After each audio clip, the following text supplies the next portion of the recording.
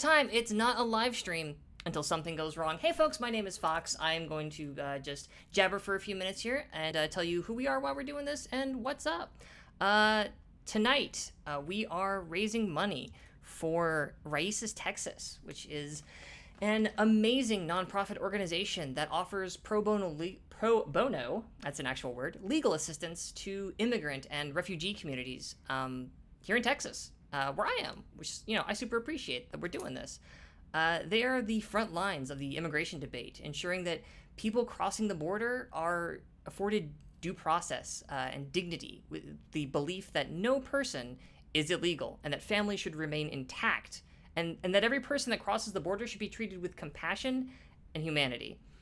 So the funds that we're raising, they're all going through Tiltify. If you head down there, or possibly over into the chat, I'll make sure to get some links over in there for you.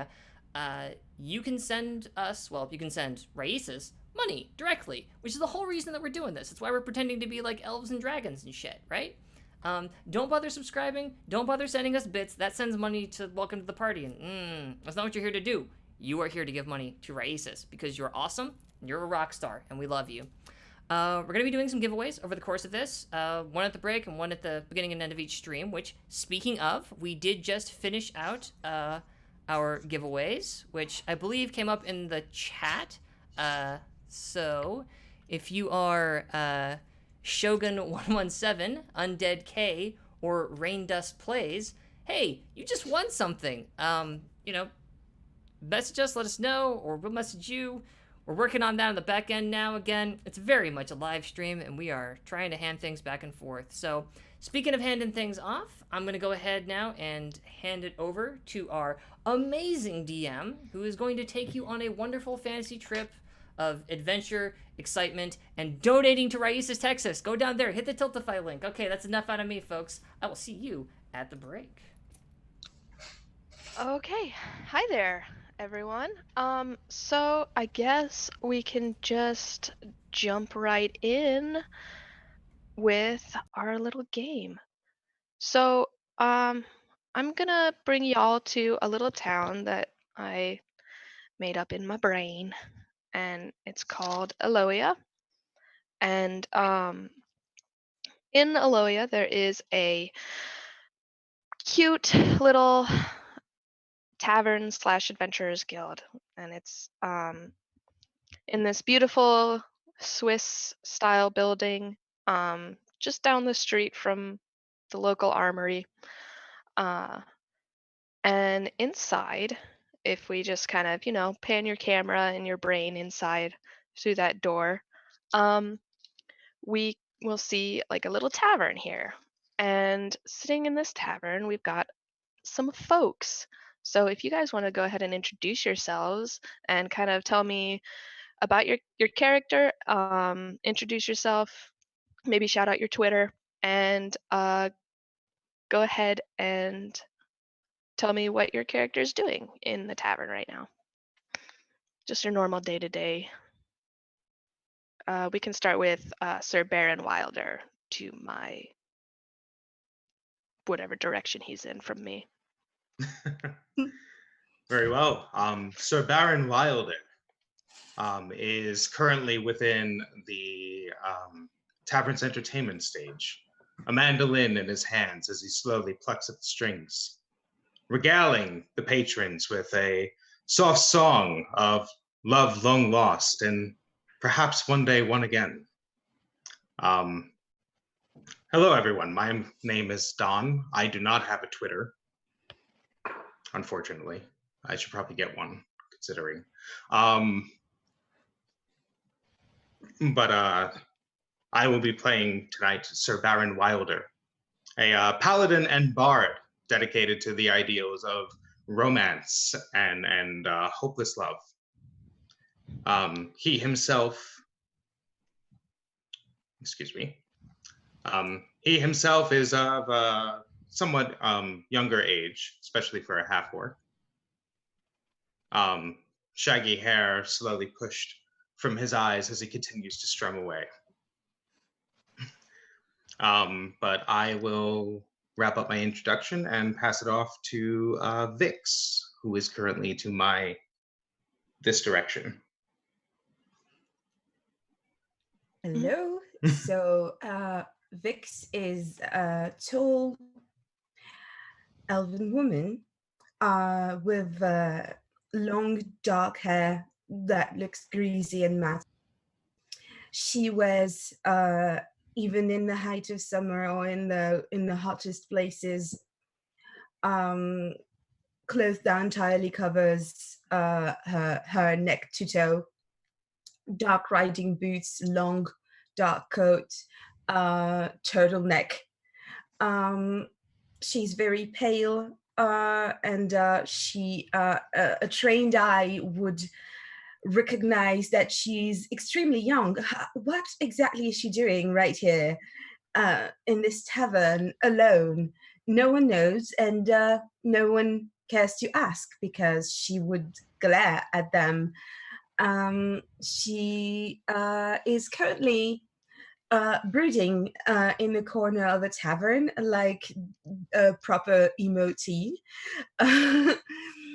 And sometimes look at Sir Baron Wilder playing and wonders what the fuss is about.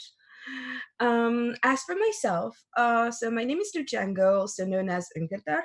And I am a social media person in various agencies, and I sing on YouTube, and you can follow me on Twitter at Ingvidar, which you can see written on your screen apparently. And I'll pass the baton to the one just below me, which is Forgotten Realms. Okay. Hello, I'm Ben at Forgotten Realms on Twitter. I'm playing a guy called Thistlefoot, who is a forest gnome and both an arcane trickster and a druid. He is currently sitting down at one of the tables on his own, flicking a deck of cards and shuffling it while waving one hand and making little sparks fly off the deck. And he is currently plotting his next prank. Then I think that's everything. I'll go off to Inez next. Hi, it's me, your friend Inez. I am to be found on the internets everywhere at Inez666_. I'm not that hard to find. I stream. I do stuff on Twitter. I'm funny sometimes. So a question for RDM right now: am I already in the tavern, or am I? Oh, not no, yet? you'd be at home, but you can talk Okay. about it. Okay, well then I'll be playing today Sir Barnaby Brimhat.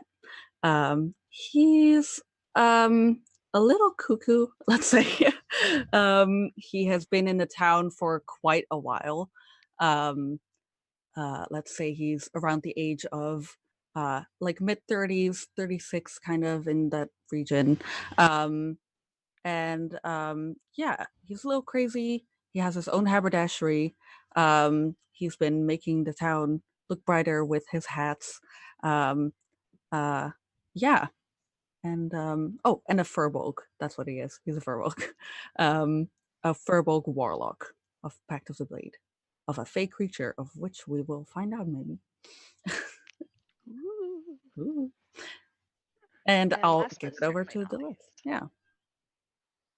That's me? That's Yeah. me. Hi, I'm the DM Sarah. You can find me on Twitter at @the_DM_Sarah, because the one without underscores was taken. And tonight I will be playing Leila Al-Hasid.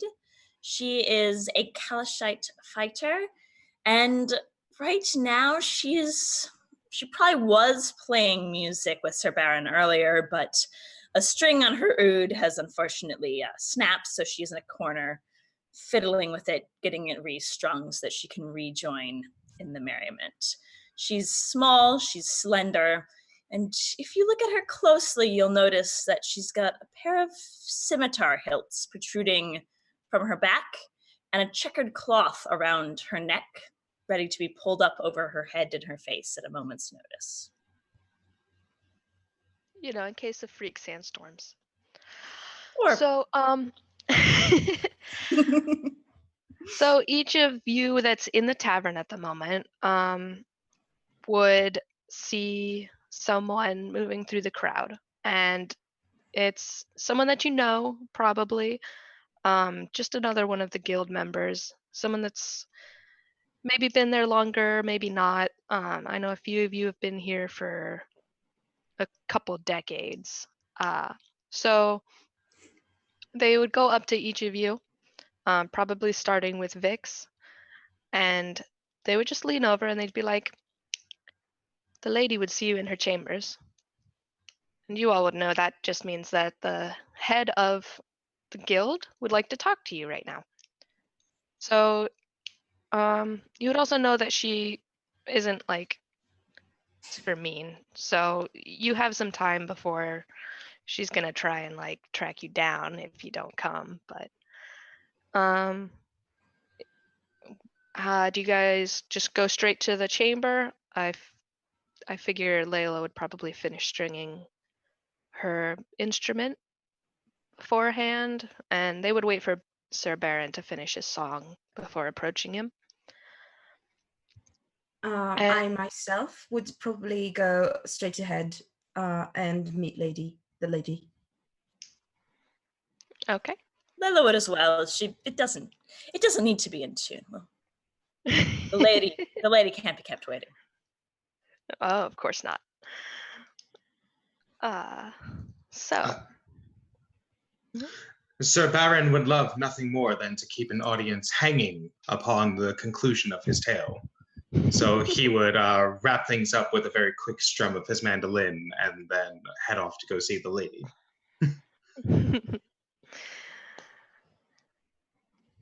And Thistlefoot, I'm assuming you would just scuttle on over there. Yep. Yeah. Keeping your eye peeled just in case there's a tripwire of some kind.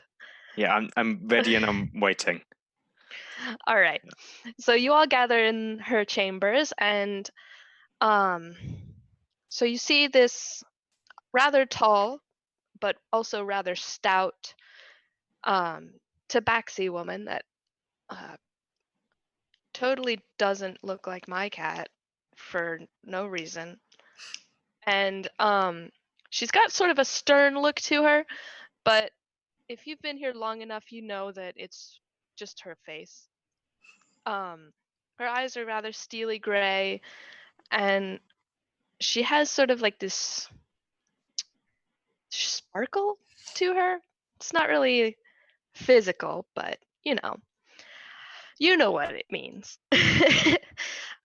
So she's gonna wait for each of you to come in. She's just sort of writing in her. She's always got a lot of paperwork to do. You know how it is running a guild. And she just sort of like glances up at you, and she'll shoot little looks. Each of you sort of has your little repertoire with her. So she'll look around the room once you've all gathered, and she'll set her quill down, and she'll count you. 1, 2, 4. I forgot.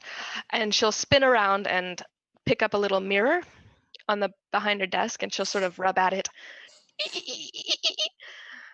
Barnaby, knock knock. Barnaby, where are you? Wake up.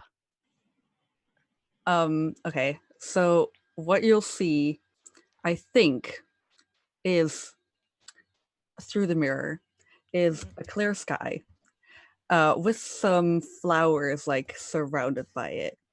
And then you'll hear, hello? And then upside down in the mirror, looking from above, is this furbolg, like a big nose, gray skin-ish, and he has like hair that has like a purplish hue to it, and a wonderful red tricorner hat with this white plume feather coming out of it. And he's like looking down, and he's like, "Oh, good to see you." And he'll pick up the mirror and he'll write it. And so now he's like properly on the right side, and you'll see like the top part of like a beautiful white tuxedo kind of thing with like red edges to it. I love Barnaby. So she'd be like, "Oh yes, dear, it's lovely to see you. I have a job for you. Would you like to come? I've got your friends here." And she sort of like pokes the mirror over her shoulder so you can see the others. We've got a new one this time. Oh, very Hasn't worked interesting. with you specifically yet, so hopefully it goes well. I get the feeling you all have a bit of chemistry. I will be right over, darling. Be right back. And then he'll All like right. close off the mirror and he'll just like run over. All right. So it'll be probably not that long. The haberdashery isn't very far away from where the guild is, and if you're out on like in the forest or in a field, from what it sounds like, that's probably not very far either, as the Mm. guild is close to the edge of town. Mhm. So she spins dramatically in her chair and addresses the rest of you. So while we're waiting for darling Barnaby, I've got an interesting one this time. Are you ready? Always.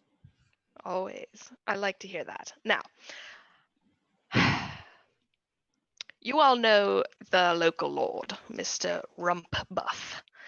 He has put in a bit of a request for us, and I'm hoping that you'll all be into it. Keep an eye on him, Layla.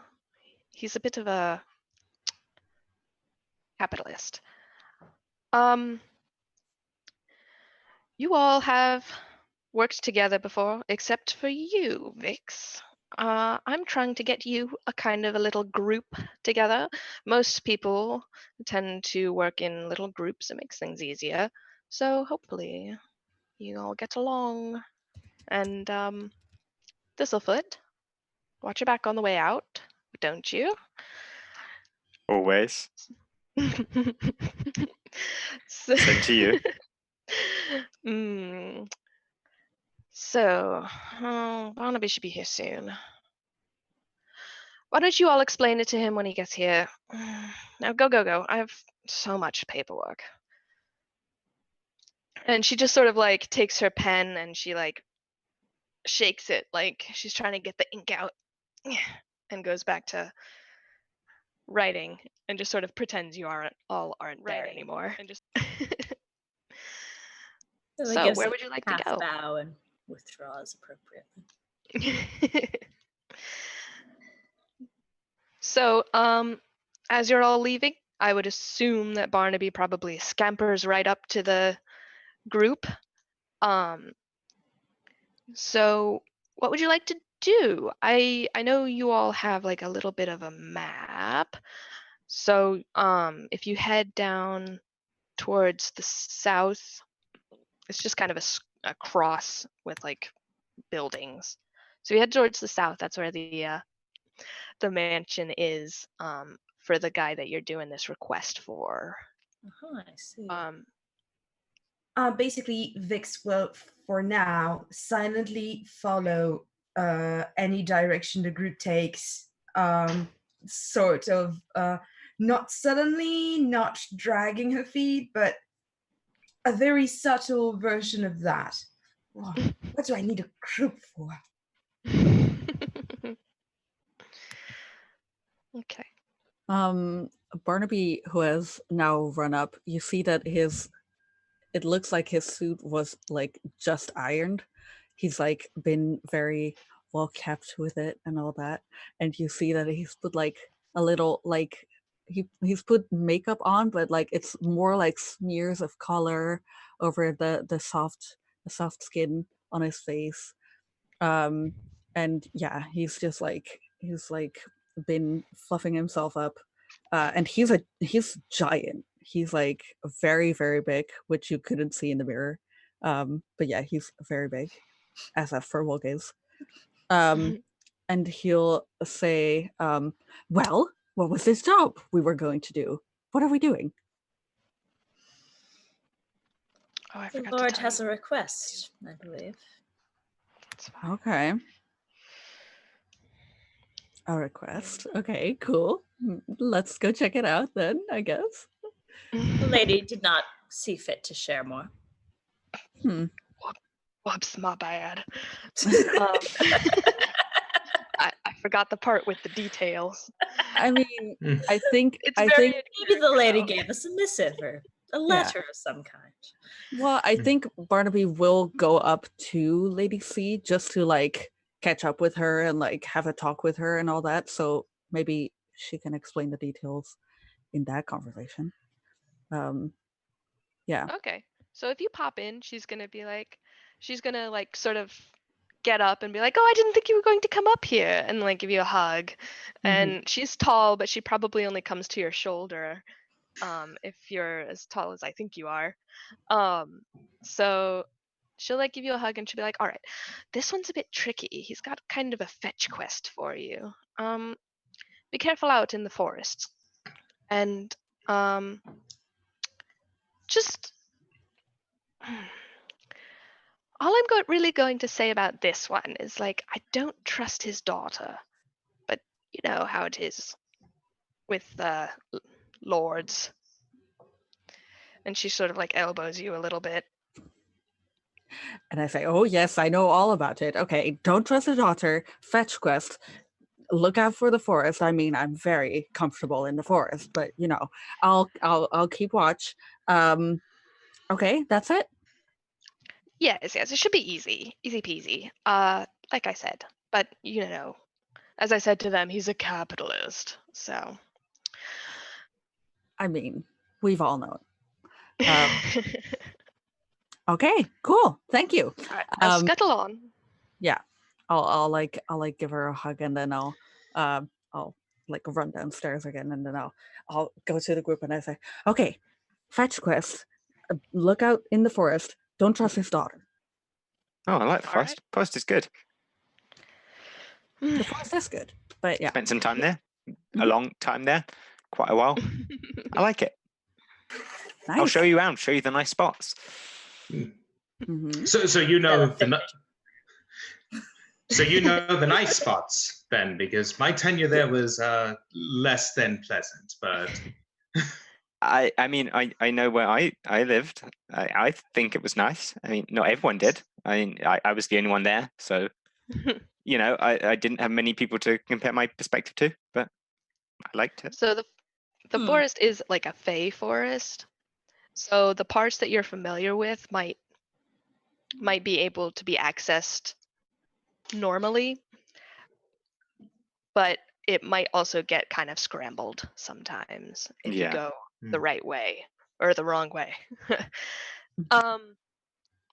Anyway, so you're all gonna head down to the mansion, and it looks really big, but once you get there, you notice that it's mostly like a huge garden with like, you know, when they do the bushes and they like trim them so that it looks like animals and stuff. He likes those a lot.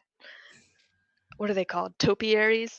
Yeah. So there you're gonna walk down this like huge sidewalk and there's like a swan and like an elephant and like all these like crazy like tree animals. And once you get up to the door, there's going to just be a couple of guards. They don't really look like much other than just your standard mercenary. But they're just going to stop you and say, what business do you have here?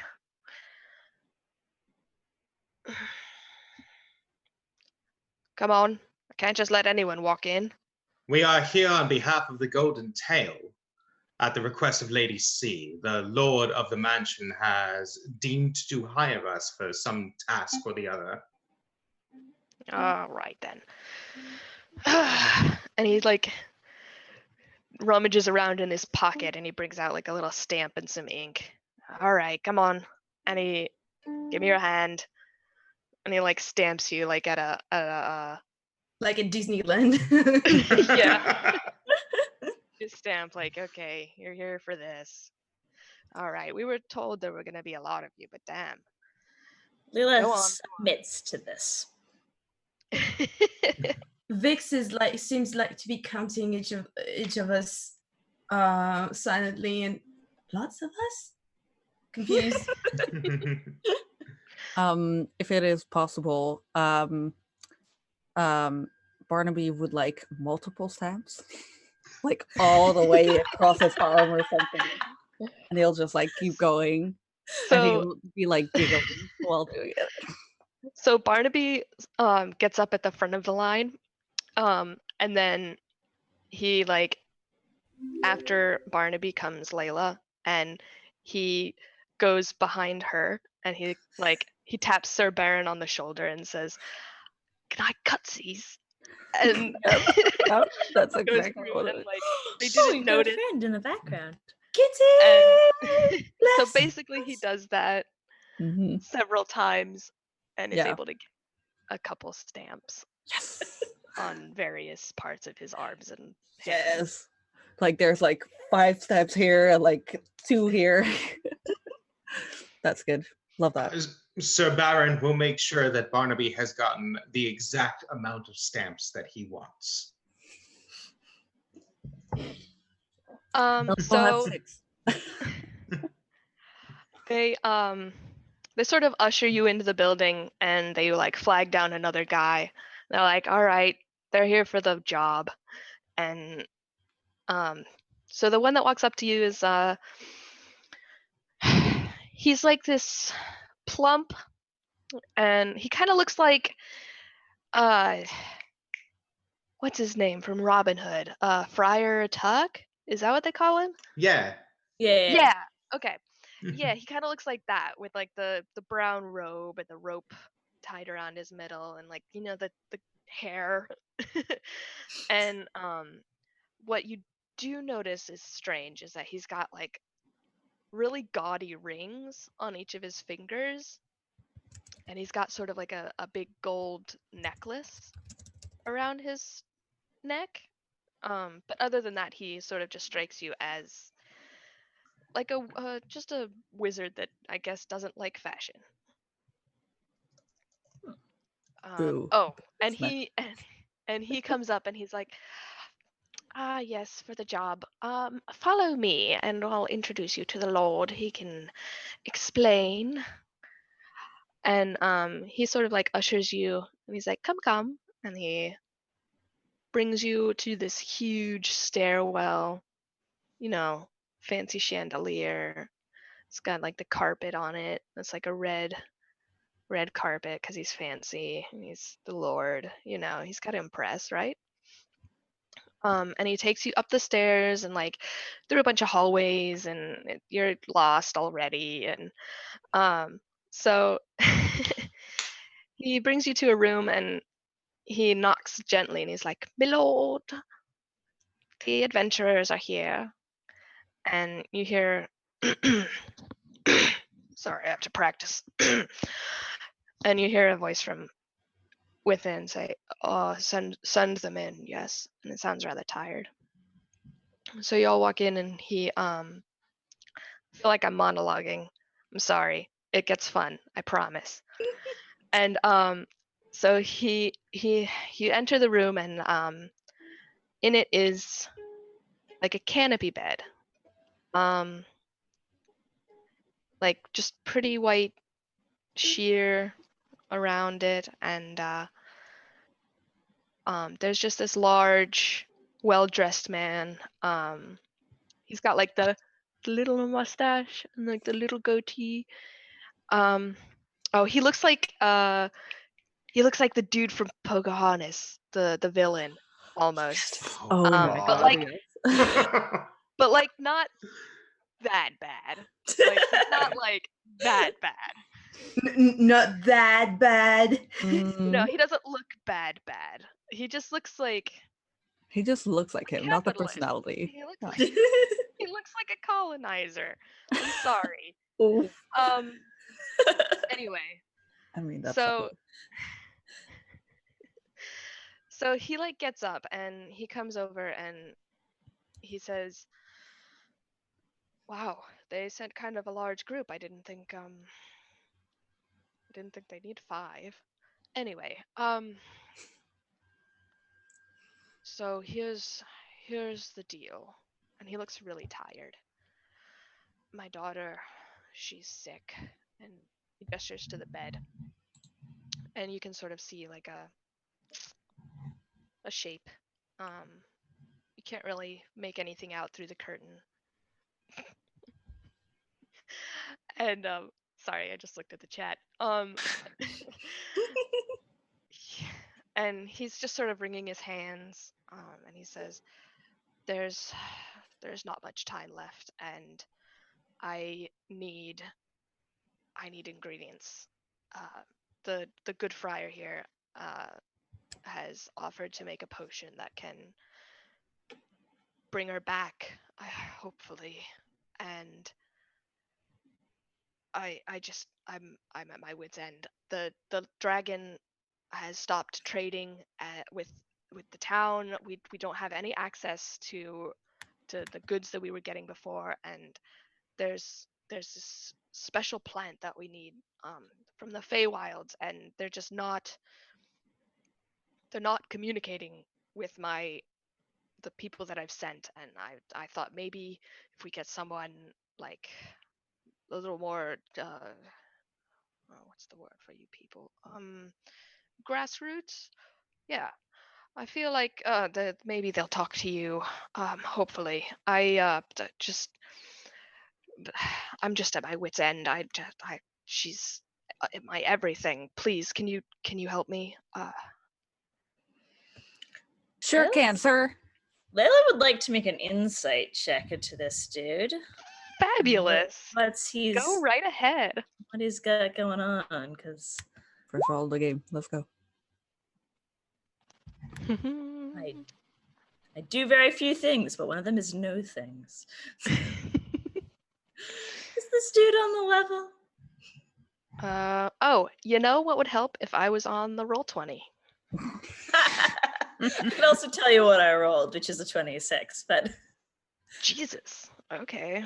Hold I'm on. good at very few things, but I know things. Heck yeah.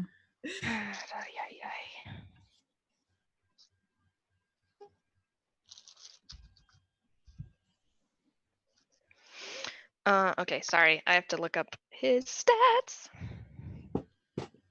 That's okay. Because I am weird like that. What does he need to roll to beat that? Okay. For the most part, he seems to be telling the truth. Something feels off, but you can't really put your finger on it. And because you rolled so high, I'm going to give you just a hint. You remember what Barnaby said, that Lady C said about not trusting the daughter. And basically your instincts tell you that something about her he's lying about. Interesting. Well, I won't rock the boat just yet. Okay. So so you guys basically accept his little offer or whatever, and he says, all right, the friar can give you the details. I want to be alone with her. And he like kind of waves you off. And so the little dude,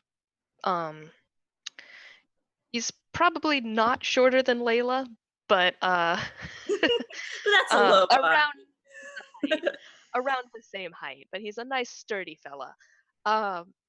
And he sort of looks around at all of you, and he's just sort of rubbing his hands, and he's like, so basically what we need for this potion is a whisker from a dragon, which generally they would give, they would be for sale somewhere, but lately the dragon that lives off in the forest hasn't been, they haven't been trading. Nobody really knows why, but there used to be one person who almost exclusively traded with the dragon, and they have stopped selling those goods, and they haven't really told us why.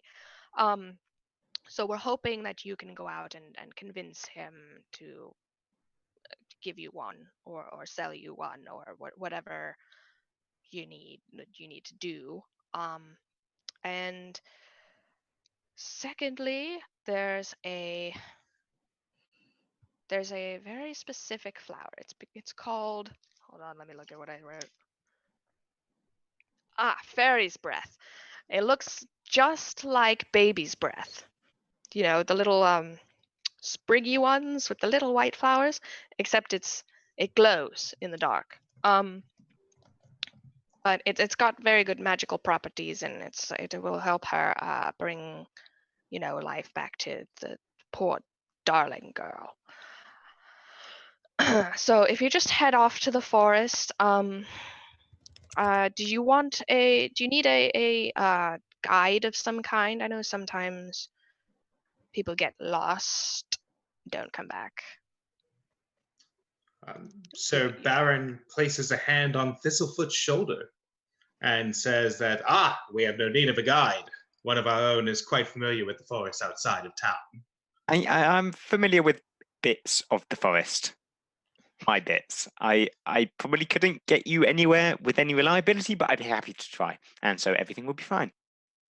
Don't worry about it. Me too. I know some of the forest, but like not a lot, but like some of it. So. Well, that's fabulous. You'll get more reward then, because you won't have to pay someone to show you around. Well, scuttle on then. There's not really much else I can tell you. But you all know where the forest is, and you all sort of know which way to go. But yes, that's actually a good idea. Survival checks. If you want. Listen. Sorry, it's my DM instinct. I just know they're coming. The forest is off to the west of town, and anyone that's spent any time in Eloia knows that it is a crazy little forest. But our good friend Barnaby has a connection, don't you? I sure do. All right. Are you going to try and contact your patron, or are you just gonna kind of wander around and hope to find something? I mean, I think I'm gonna wander around, but like looking for her. Okay. I'm not like specifically looking for the way, like for looking for these flowers or whatever. I'm looking for her so that she can help Okay. us. And so I'm not All right. specifically contacting her or whatever, but I'm just looking for her. Okay. Interesting.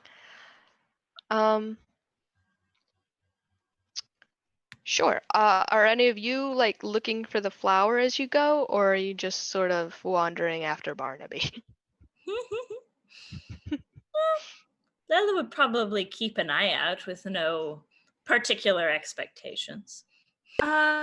Vix, as you know, will probably be very careful of her surroundings and be very aware of it while following Barnaby into a very unfamiliar place.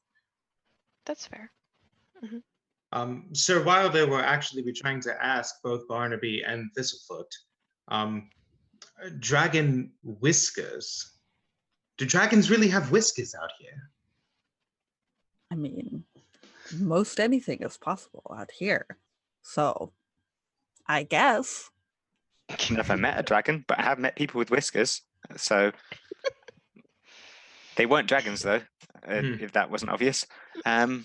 Whiskers exist. Baron rubs his own facial hair, going, yes, whiskers do indeed exist. This is great. You know I what? was looking for flowers, yes. Okay, so if you're looking for flowers, go ahead and roll for me. Survival? Yeah, if there's like a small chance that you'll just wander upon them. I hope Probably not, because that gets rid of like half of my game plan. Well, good for you. I rolled a 12, so Yeah, no. Layla's kind of You just like, literally have to roll a 20 to find it. please stop touching your facial hair. Please. Is that a flower? Is that a flower? Oh God, they're still talking. It is a flower. Oh, You do find some you know, I don't actually know the real name for it, but it's called Queen Anne's lace. Yeah. I noticed Queen Anne's I'm lace. sorry, it's called what? Queen Anne's lace. It's like this little circle of flowers, and they're like all really, really small, and then the one in the very center is like purple or red. And supposedly it got that name because it looks like lace, and then like for some reason they decided that Queen Anne makes lace a lot, or there's like some connection to her, but like the story is that she like pricked her finger and a drop of blood fell, and that's it looks like lace with like a drop of blood in the middle. Oh, that's cool. But it looks similar to baby's breath, so like you would have noticed it and been like, ooh, and then like gotten to it and been like, oh. So you have a couple false starts, and then let's see. So Barnaby's looking for your patron. Part of me wants me to make you roll for that, but I don't know what to make you roll. Like maybe like that's a good Because like question. Arcana makes sense, right? But not really. I thought just a little bit about history, maybe because he like follows a specific path to find her every time, and maybe he doesn't remember it, so he has to make like a wisdom or like an intelligence check or whatever. But Arcana is good for me too. Yeah, I feel like Arcana is good enough. I'll roll Arcana. That's okay.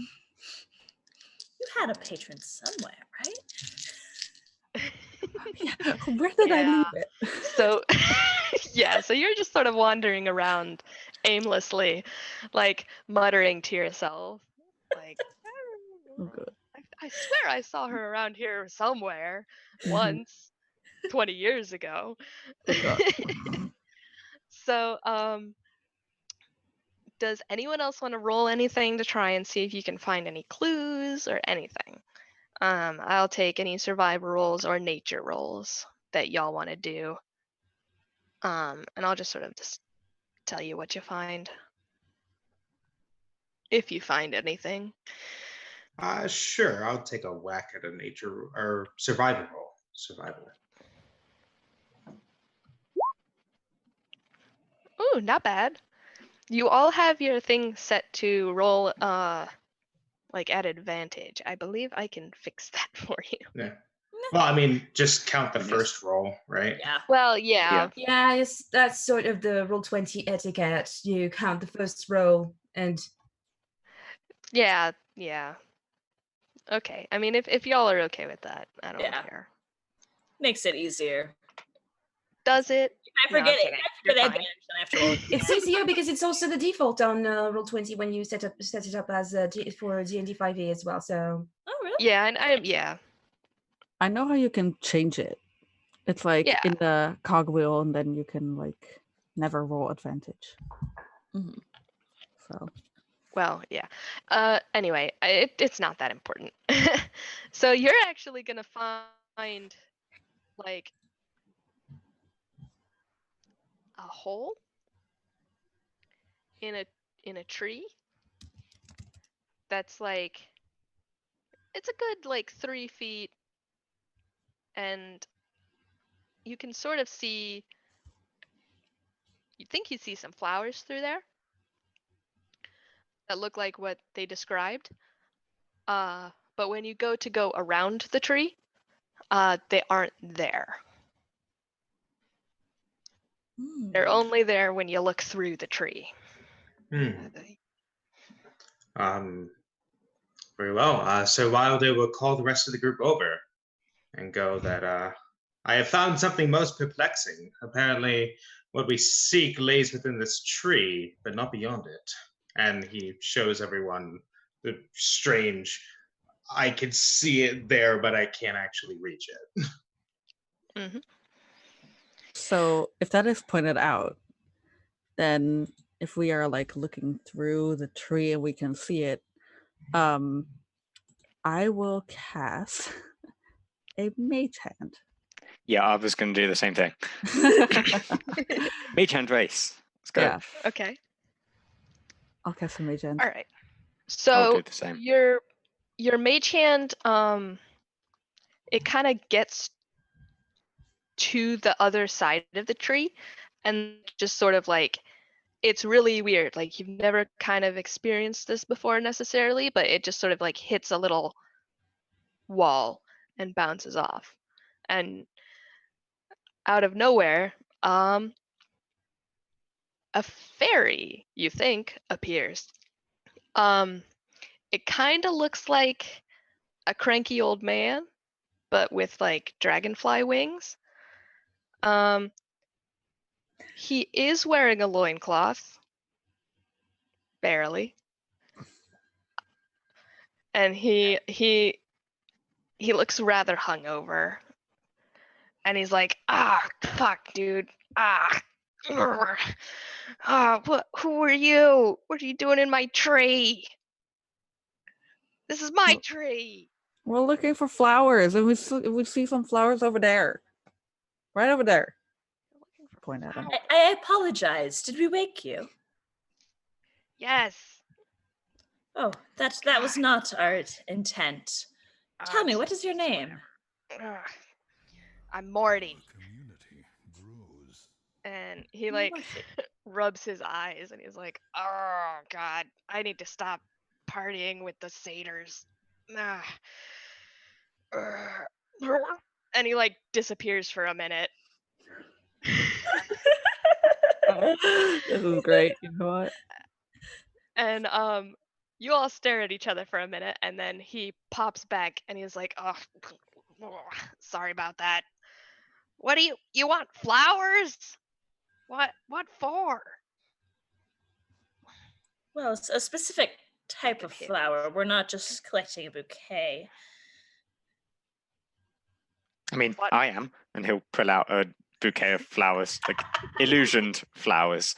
And then they just vanish into a puff of little flares. Oh, well, I guess I'm not anymore. He's collecting a bouquet, but the rest of us, I believe, are not. Well, She's Vix looking doesn't around, look at all like she is enjoying herself in the forest with flowers because she's emo.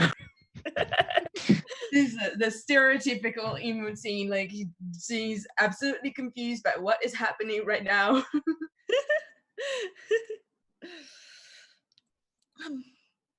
No, they're Time is it?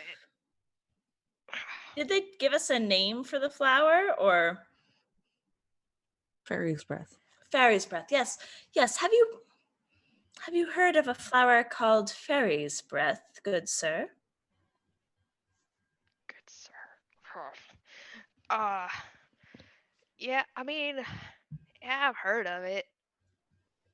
Where have I heard of that? And he like zones out, and you kind of see his eyes crossing slowly, and he like Hello? stares. Let them in. What? Oh, God, fairy's breath. And you're not talking about like morning breath, right? It's a flower. No, morning breath would be what is coming out of your mouth right now. The first Yeah, word. we don't want any of that. No. As said all day. Oh, that was kind of rude. That's fine. Whatever. I'm just, a fae. I'm not gonna I don't know. I'll come up with something to do to you later. Fairies. You can try. Oh, I do have some of that.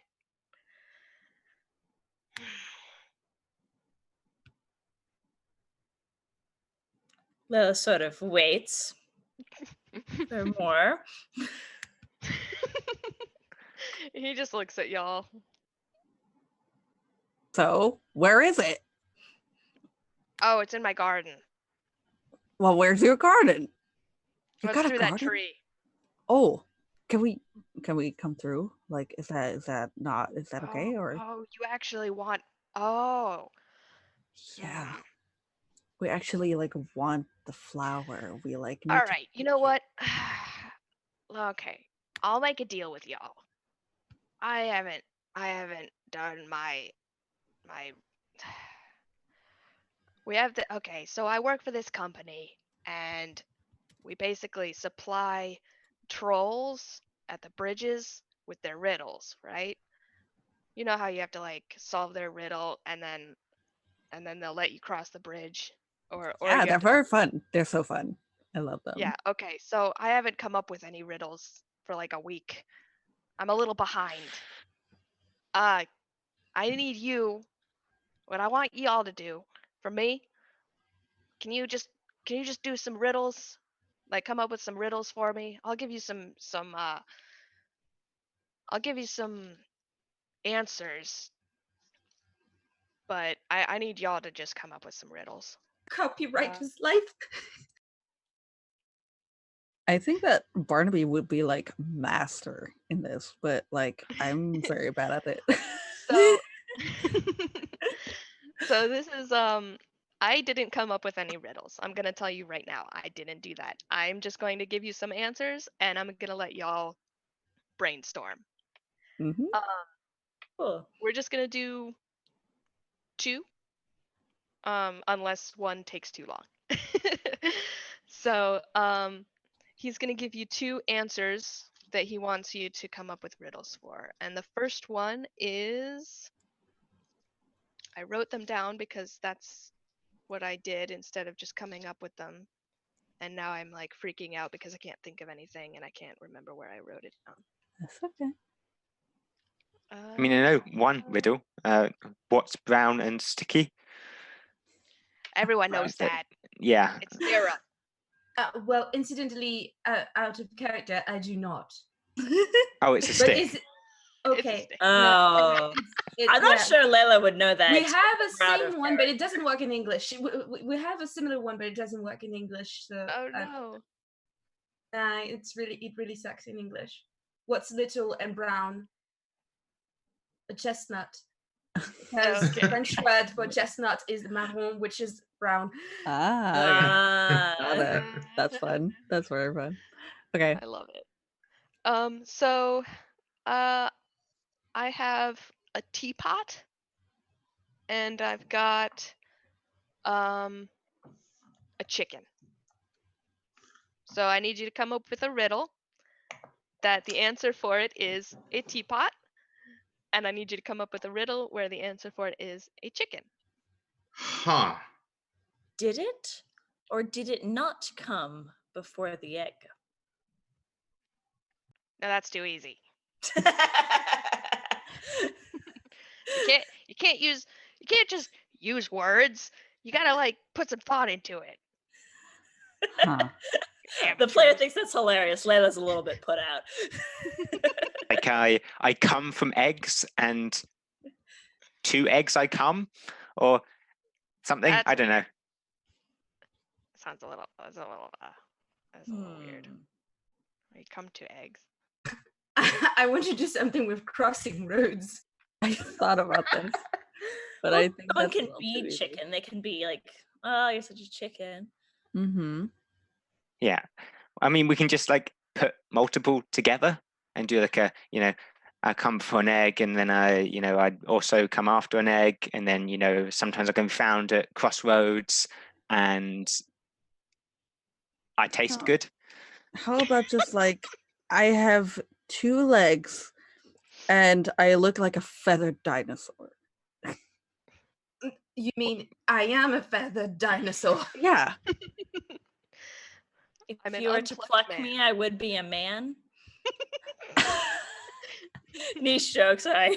Go the what is his name? Diogenes. I think it was Diogenes or something. That seems like Yeah, a- Diogenes. yeah. Oh, I have What to about not help you. what about the teapot?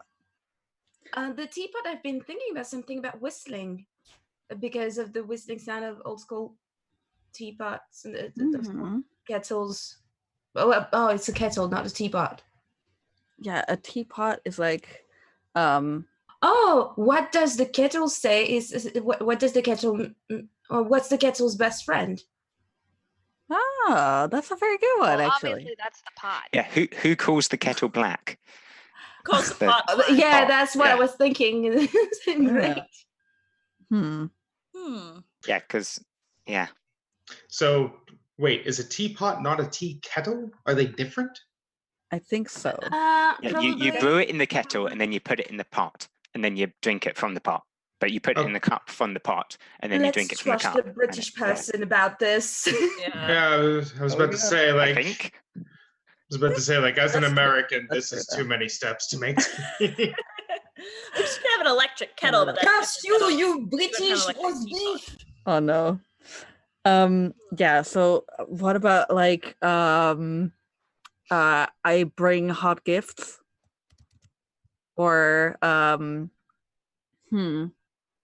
Hot leaves? yeah. You can Mm. read You the can go to the future. toilet on me backwards, like a potty and then a teapot. Oh my god! Oh no. No. No. I mean, part of me would find that very fun, but me, I would say, I like this one. See, I love that, but Layla's like, oh no. I culturally love this one So- even more because putting stuff the other ways our thing. oh, God. So for the tea pot, Sir Baron will offer. I hold happiness inside, but you must wait. Too soon and I burn. Too strong if I'm late. Ooh. All right. Oh, someone's fancy. Someone can rhyme. Oh, All of the time. snap. You gotta write that down. That's good. Well, the Bard strikes again. Oh my goodness. Barnaby is like kind of mad that he didn't come up with that, but you know, it's fine. That is amazing. Wow. Very good. All right. That's wonderful. All right, so he's gonna like whip out like a little notebook and he's just like, okay, wait, can you say that again? and starts and scribbling. Baron repeats it very slowly to make sure it's all gotten down. All right, that's one. So the chicken. So I've been thinking about clutching and clucking, and maybe if we can find something that rhymes like this. You've been thinking about clucking, huh? Coming Well, go ahead. from the clutch, I cluck, and crossing roads, I no coming. I suck. I'm sorry. I can't. Like that's. And, I come from the clutch and will clutch again once I cross the road to cluck. Ugh. Nah. Oh, rhyming is hard at How 5 about- in the morning. I'm not into that's a lot. How about I just have like, troubles finding rhymes in my own tongue, so how about just like a question, like what is floofy and brings forth delicious breakfast? I don't know. One of those hairy cows. No, a freaking chicken. Well, It's- I know. But Sir Baron would lean in and go, I thought that was a pancake. Well, pancakes have eggs in them. Oh, they do. Do they? Wait.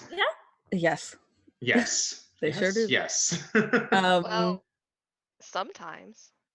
I mean, you sometimes. could make Yeah, vegan it depends on how good a job you do with making them, I think. Yeah, How much effort you're what willing do to put fear into and it. breakfast have in common? I'm sorry, Fear and what break- again? Wait, what? Fear What and does fear and breakfast have in common? A chicken? Eggs. Oh, I get it. Chicken. I'm reaching. Okay. Got it. Got it. Okay, got it. A chicken is complicated, y'all. There's so many different like Ultimate. bits to it, and it's got like Yeah. wings and then like all the organs and stuff. It's crazy.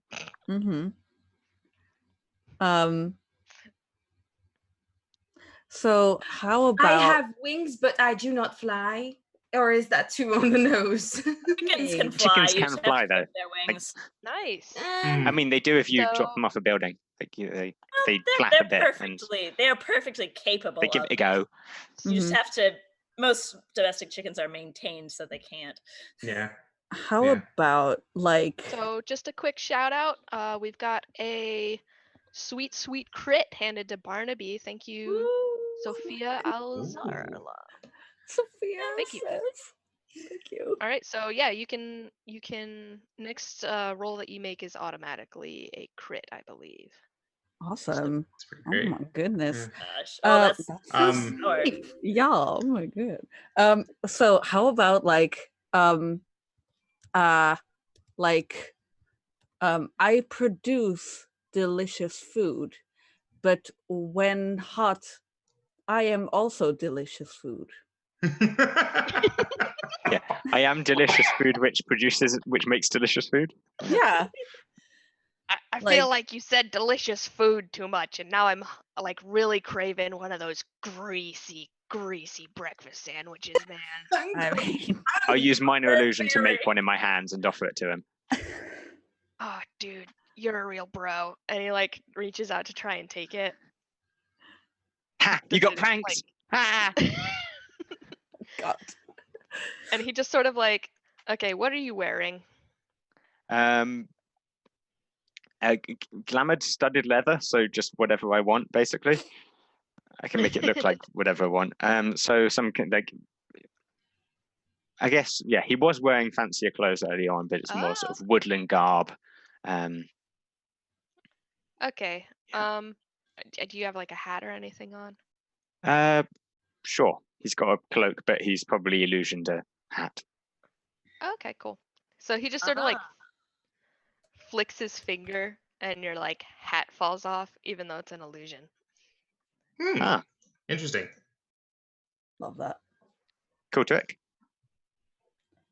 The hat like I lost it. hops back on, I guess, or just And he just another sort of hat like- appears. He just sort of like, and then he like stops talking to you. I think Sir Baron and Layla are off workshopping a riddle. Yes. I Yes, make we works are. of gold and white eggs, but Like, or but I for can make you lose. bravery, you'll lose the fight. Okay, yeah. How many of you are there? There is 5. Five of A us. D5, I guess. Yeah. Sir A Baron's. D4 because the person who gives the dice said except Sarah. Probably because she already has one. That's a very No, good one. Does Sarah have one? I thought She got the Inez crits. had one. No, that was Yes. Inez. Inez has one. No, oh wait, yeah, Inez. Oh, Right? I think so. But Sir Baron had a very good one right here. Read it out loud to it. Yeah, so Baron's offer is serve me now, and I'll feed you for a day. Keep me alive, and I will keep hunger at bay. I'm so mad I didn't come up with that That's again. solid. I'm trying to think of what else that could apply I- to. Presumably, there's a yeah, couple. basically so- that could apply to I don't know. I mean that's the point, right? It could apply to many things, so that's why it's a riddle. It's like Yeah, I hard think to it's find. good. I Maybe think we it's a good combine one. the two. Yes, we and again, Layla and Baron are like, okay, we're close, and they. You get This the is sense that really they've done this copyright. several This is times really a before. copywriting room. Like this is I this is mean, work. this is so good. All right, quick shout out to Cyber Piglet 72. Mr. Sir Baron Wilder gets an advantage on his next roll. Yeah. I will take that. Thank you very kindly. Mm-hmm. But yeah, so if you combine the two, serve me now and I'll feed you for a day, keep me alive and I'll keep hunger at bay. I make orbs of gold and white, but for bravery, you'll lose the fight. That's how That should get you to chicken, but it's not obvious. Mm-hmm. All right. Yes. What? We'll Orbs? pitch that to. Oh, you mean like our the brown fairy eggs? friend. Okay. And he's Mhm. like writing notes in his Yeah. little notebook still. He's Like like, oh God, And there's the, I never would have come legend up with that in my state. there's like the legend of the gold that the goose that lays golden eggs a dozen a day. Like, it's the Hobbit one. I have no something key or lid, but golden treasure inside his head. Mm-hmm. That's so Why do good. I remember that? That's a good one. Okay. Get it. So you got two Alright. riddles. Now guard it. All right. And he kind of wiggles his fingers at the tree and he's like, all right, you guys have like 20 minutes if you really need it. I don't know what you're going to fuck around in the garden for 20 minutes, but you know, in case you wanted to frolic or something. You seem like the frolicking type. Except you, Vic. And he points at Vix. You're not a frolicking type. Layla hides her smirk behind a hand. Vix raises an eyebrow like, you don't say. Yeah, that's what I thought. Anyway, I'm gonna go sleep this hangover off. Thanks for doing my work for me. And then he just sort of like disappears. And you get the feeling you can just go through the tree hole now. Awesome. I'll go through immediately and I'll be very respectful about like the tree. I'll like be very careful about the tree and about any flowers. Yeah, exactly how tall are you again? You might have to like you might have to like literally get on your hands and knees and crawl through the Yeah, I'd say I'm like 7 foot, 7'1". Yeah, kinda. that's like twice the height of the tree hole. Yep. So Yeah, that's fine. I'll like got a little crawl bit of through like very Yeah, everyone. carefully. I think everyone here, aside from Thistlefoot, are going to be cracking their neck in because Vix is about 5 feet 7, 8. Don't conversion. Shit. Mhm. Yeah, you basically. can say centimeters if you want. Oh, yeah. We have Saying Google. centimeters in English has always been my bane anyway. So, Okay, that's fair. 175 to 76, that kind of thing. Okay, yeah. So That's if a little the taller than tree me. is 3 feet, 3.5 feet tall because it's half of 7 feet. Yeah, it's like an oval. Yeah. So it's like 3 by Yeah. 3, basically. Anyway, we're all in all kinds of uncomfortable neck cracking configurations aside from our gnome. Yeah. So It's don't very worry, nice in here. Barnaby. You're not Very roomy. the only one suffering. Roomy, oh She can god. probably wiggle through as well. She's surprisingly bendy and pretty short. Yeah, Yeah, I mean it was built for like a 3-foot tall, angry looking man child fairy. Angry So, looking you know. bitch. Yeah, are you talking about me or the fairy here? Like, No, the fairy. Definitely the fairy. I can look angry, I promise. So you get through the tree hole and everything is just a little brighter. Just a little. And Barnaby, you can sort of just you get kind of a tingle. Like you know that this is like a fey place and like it's sort of like you just feel familiar here. Like you feel at ease a little bit more than you do in the real world, I would think. So you look around and you could see the fairy's breath from outside of the hole. So I mean I would assume that you go over. But there's a bunch of other stuff in the garden too. It's a very well kept garden, surprisingly, considering the look of the patron, but What else is in the garden? mostly flowers. There's like a dedicated section that looks to be herbs. If you want to roll to see if you know what any of them are, you can. But I can almost guarantee you that there's some that you don't know what it is, just because it's like a fairy thing and probably gets you high. I would love to roll. Nature? We'd love to just try them at random. Let's go for it. Sir Baron holds out his hands and goes, no. The last time that I tried that was less than a pleasant experience. Please. Oh god. Also, if you take anything other than the fairy's breath, the guy would probably not be very pleased with you. True. Just saying. I don't want to have to yes. look at stats for a fight there. Mhm. Unless you're really trying to stretch this. I mean, no. I'll just have him show up at the end. Boss Like, battle. you won everything except you touched a tulip. Yeah. Tisk tisk. Oh god. Oh, man. So if I want to recognize some of these flowers, is it like a nature or a safari? Yeah, go for it. Cool. Well, yeah, that's not good. That's a 4. Yeah. Yep. 4. Okay. 4.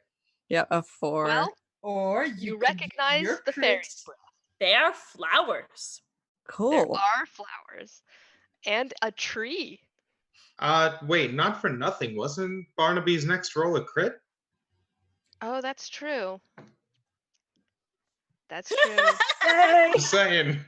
Okay. That's so good. Hold on while I Google flowers for this. I'm so sorry. Barnaby just hasn't been buying. You know all of the flowers. You know all of the flowers. My Oh, bad. That's lovely. I mean, Oh man. so Barnaby is like there is one. very respectful with all Yeah, these so flowers. there is one that does catch your eye, and it seems to be different. It's got kind of an aura about it, like it's almost like a living thing. Well, I mean, obviously it's living. I meant like it like how It has a psychics say that presence. people have auras. Yeah. You know, yeah, like it just sort of seems like There's something more maybe to you it. should go say hi. Okay, I will. I will like go over and I'll kneel down like very, very carefully, and I'll be like, "Hello, little flower. What's going on?" Hello. Oh, you are very big. Oh goodness. I know. I am very big. Wow, you can talk. I did not know this. This is very, very interesting. Who are So you? it's like so it kind of looks like a, what is that one? Shoot. It's not a lily. It's one of those ones that kind of looks like a starfish, but then it like Oh yeah, goes like this and it can like talk. that's great. Okay. Like, oh goodness. Yeah. Well, I just Is learned it how to is it- talk. is it a speech of beast and thing that the Furbolg has, or is it really something that speaks and that No, we it's can actually all hear? talking. You all can hear it. Oh my Okay. god. Beautiful. I love it. Oh, Okay. well, Mr. Friendly's didn't. He told me not to talk to strangers, though. Well, I'm not a You know- stranger. I know every Well, flower and gee, every I've never tree. seen anything stranger than you. Well, that rule about not talking to strangers, it's really overdone, really. It's sort of like a guide thing. It's not really a rule in general. You can speak to strangers if you want. It just Well, means be careful. Yeah, I talk to some very strange people that have no comparison to my present company. There's no relation there. And the camera just, I mean, the flower just sort of like looks at at the And camera look is how like, sane and happy I am. It's obviously working. get a load of these guys. Anyway, so We're he's not like, going so, to so hurt did you. you want something? Well, I was like, my mind, it kind of like told me to like talk to you, and so I did. Oh, And so right. yeah, I mean, do you know Yeah. where Fairy's breath is? Do you know that? Oh yeah, it's that one over there that your friend's holding. Oh, awesome. Good. Okay, cool. Did you need anything else? Directions or maybe like I don't know. I can't make tea. I don't have hands. Well, So. that's totally fine. And I'll I like mean, I'll can like we make tea out of you? Like, do don't you? do Just that. a foot. I mean, That's really kind I of mean, fucked up. you can make tea in that sense, you know. I wasn't going to. Is there anything mean, we you can do probably for Are, you, can. are little you flower? threatening me? Do I have to call my lawyer? No. No, it's Sir Wilder has so many questions about why the flower has a lawyer. Yeah, I don't have a lawyer. It's the Feywild. Of course, I have a lawyer. Well, when you're a part of the Fae, you gotta kind of keep your ass covered. This is great. It's vicious out there. That seems reasonable. Mm-hmm. Yeah, but all Okay. those people trying to make tea out of you must be horrible. Yeah, you're right. Yeah. You lawyer up. You defend that's the- yourself.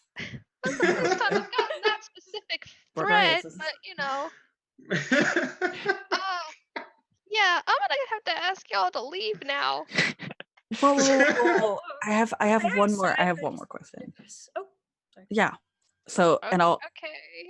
I'll like lean in a little more and I'll whisper and I'll try to like not have everyone hear it, but I'll say, That is a stealth check. "Oh, that's good. Let's see. Okay. And anyone Wow. anyone who wants to Whoa. contest that, yeah, perception. Oh, God, Oh. God dang it. Ooh. I see all. Dang it. Come on, man. Dang. You should I mean, have odds saved, are I'll fail, so saved your Yeah, if only this one was a crit. Well, okay, it's fine. It's Um, okay. Yeah, But and y'all are so- gonna hear them. yeah, and so I'll like Except not you. I'll like lean in and I'll ask like, "Do you know where Helena is? The Fae patron?" Well, are we whispering? Is Yes. this a secret? Oh, okay. I don't do this much. I Bitch don't whisper. know. I feel like I've heard of her. She hasn't been around though. I've never met her. It doesn't really come to this part from what I've heard. This is more of a. Oh God, what did he say the name of this guy was? Edwin? Yeah, Edwin. Sure. I didn't pull that out of my ass just now. Yeah, he's got more. It's not so much of a patron guy as like a flower making guy. Like that. Yeah, like their powers are kind of. That's why I exist. So. Mm-hmm. Would Edwin know about this person? About Helena, mean, where she is? I maybe. I've never asked because I've never heard. Well, I mean, I've heard of them, but I never cared because they don't do the flower thing where they make me alive. Sure. Okay. Do you have a Alright. name, little flower? I hate you. Sorry, I'm sorry. My name's Bowser.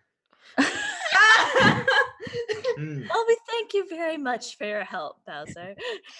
Yeah, thanks, Bowser. You keep Yeah. you keep taking care of yourself. And Lila's gonna reach Okay, out and well- sort of boop a leaf, All right, that like a sort of that was- handshake. that is not my hand, but all right. Oh God. What did I just touch? So, that would sir, be my ear. That would be my That's ear. better than I thought. Oh Yeah. God. I'll just I am like on my knees in front of this flower, and I'll make like a small head bow to the flower, and then I'll stand up, and then I'll say, "Okay, we have the flower, right? We have the fairy breath, right? We got it. I believe we do. Yes. Then let's go." Right. This is why bye. is this why we needed a full group, really?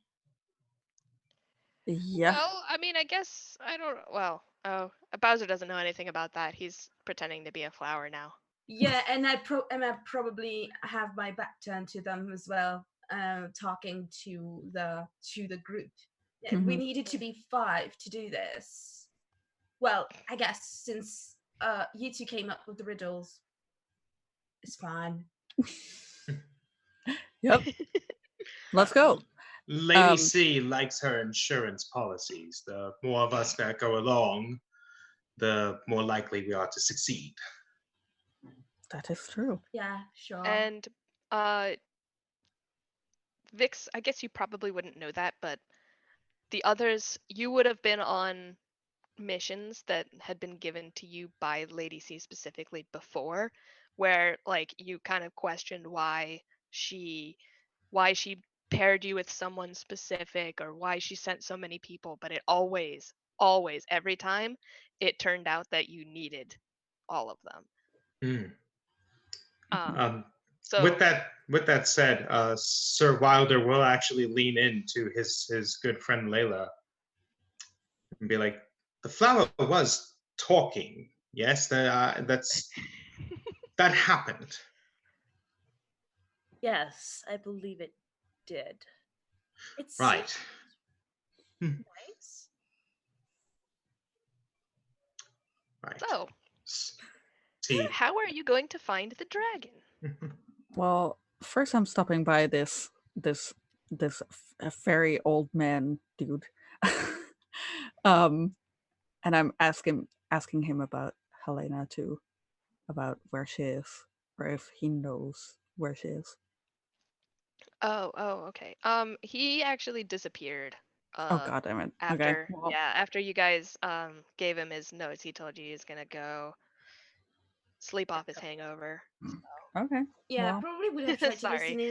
listen in on too, and while Barnaby is actually searching for this person, I'll be coming onto them and ask, so who's this Helena you've been asking about? well, well, she's just like this person, like she's like my patron, so like she's like somewhere out here in the woods. So yeah. Yeah, I looked her up after like some things happened, and she said, "Yeah, I'll give you magical power, sure." Your patron, as in a patron of your shop, or someone who's paid, who's No, my patron, as in my god, kind of. oh, I follow. okay. Yeah. How much would I know about warlocks? Oh, that's a good question, considering your upbringing. How much would you know?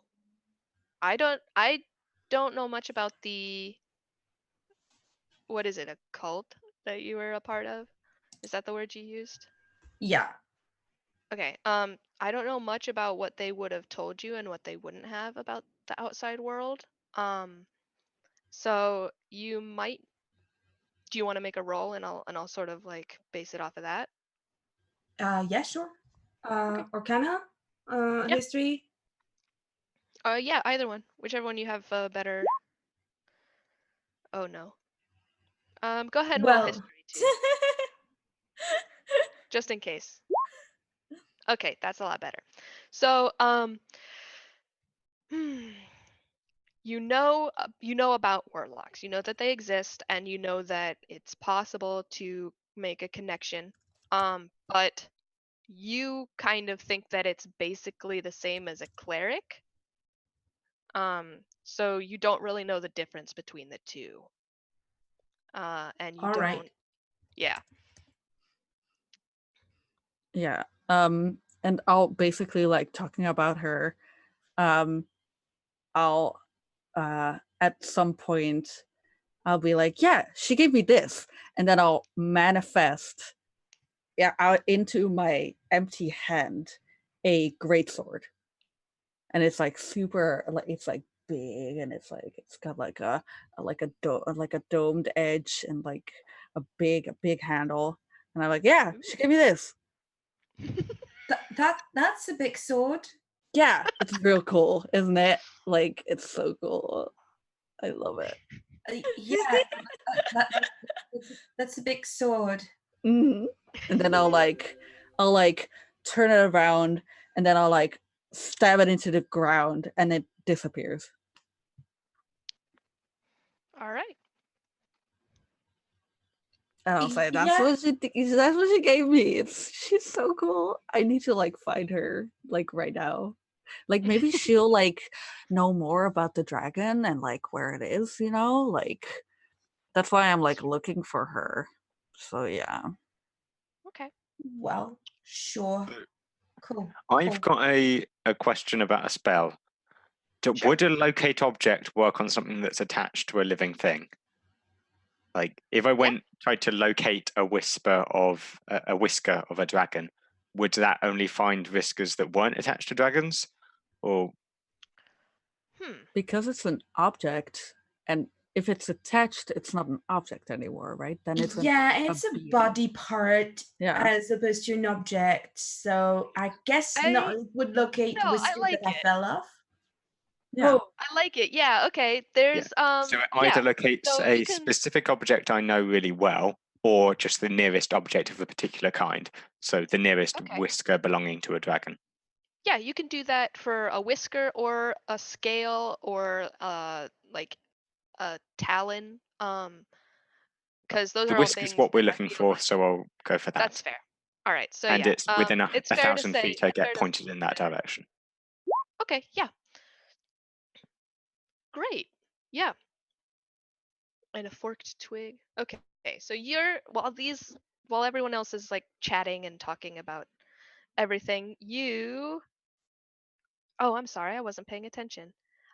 Shout out to Wild Engineer for giving Inez that thing that a reroll. So that's an advantage on your next roll. Wild, come on. Thank you. well, for now you're being really cool and really MVPE. So I guess you earned Yeah.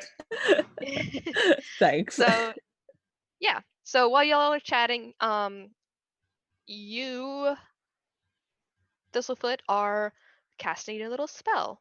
Yep. And after 10 minutes or so, you sort of so you've got like a forked twig. Cool. So it's kind of like a dowsing rod. Yeah. And it's gonna like vibrate a little on either side when you kind of like stray, and so yeah. So it starts to vibrate a little bit and kind of tug in a certain direction. That way. Sure. We just keep going until we find it. Sure. There's a whisker somewhere over there. Follow. All right. So it sort of tugs towards the tree. The tree that had the flowers on the other side? So you haven't exited yet. So it sort of tugs towards the tree. And indicates that you should leave. Okay. Let's go. Yeah. So you go out the tree and you kind of sort of wander down a forest path that you didn't notice before, really. All right, 15 minutes, huh? Okay. And it just sort of like winds through, and then it starts to get a little rocky. You start to notice, like, instead of just trees, you've got like walls that look really nice for climbing if anyone's into that. And like the path sort of starts to kind of cut through what seems to be not quite a mountain, but like a mountainous area. And you kind of head up a trail, and you get to a cave. So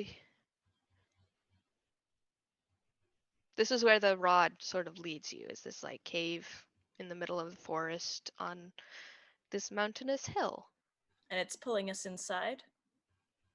Yeah, it's kind of indicating that there's like something in there. But at the last second before you get it, kind of like drops really quick, and you look down, and there's like a dirty looking, like, kind of, it doesn't,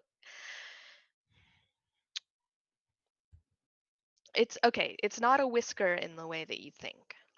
It kind of looks like, so have you've seen like those stylized Chinese style dragons, where it's kind of like the squarish head, and they've got like those little tendrils, sort of.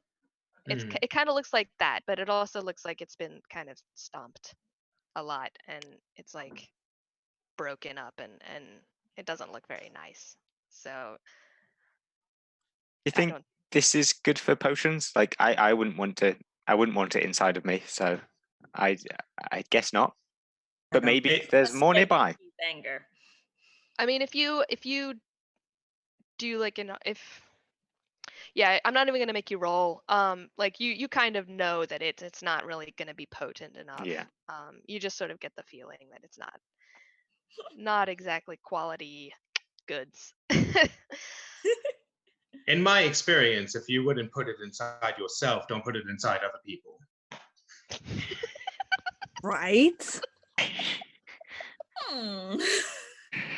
That's Yeah. a question I- for stone, not stone, right? There is a joke I want to do, and you know Oh, what no, no, no, what no, no. joke I want to do, Oh, no, no, no. but I will refrain for now.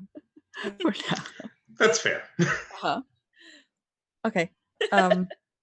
Yeah, I'll be like it, but I mean, indeed, I don't think it's like a good whisker. I think we need like the fresh, the whiskers, like the good ones. So let's like keep on looking, right? Inside the cave, I guess. How far inside the cave can I see?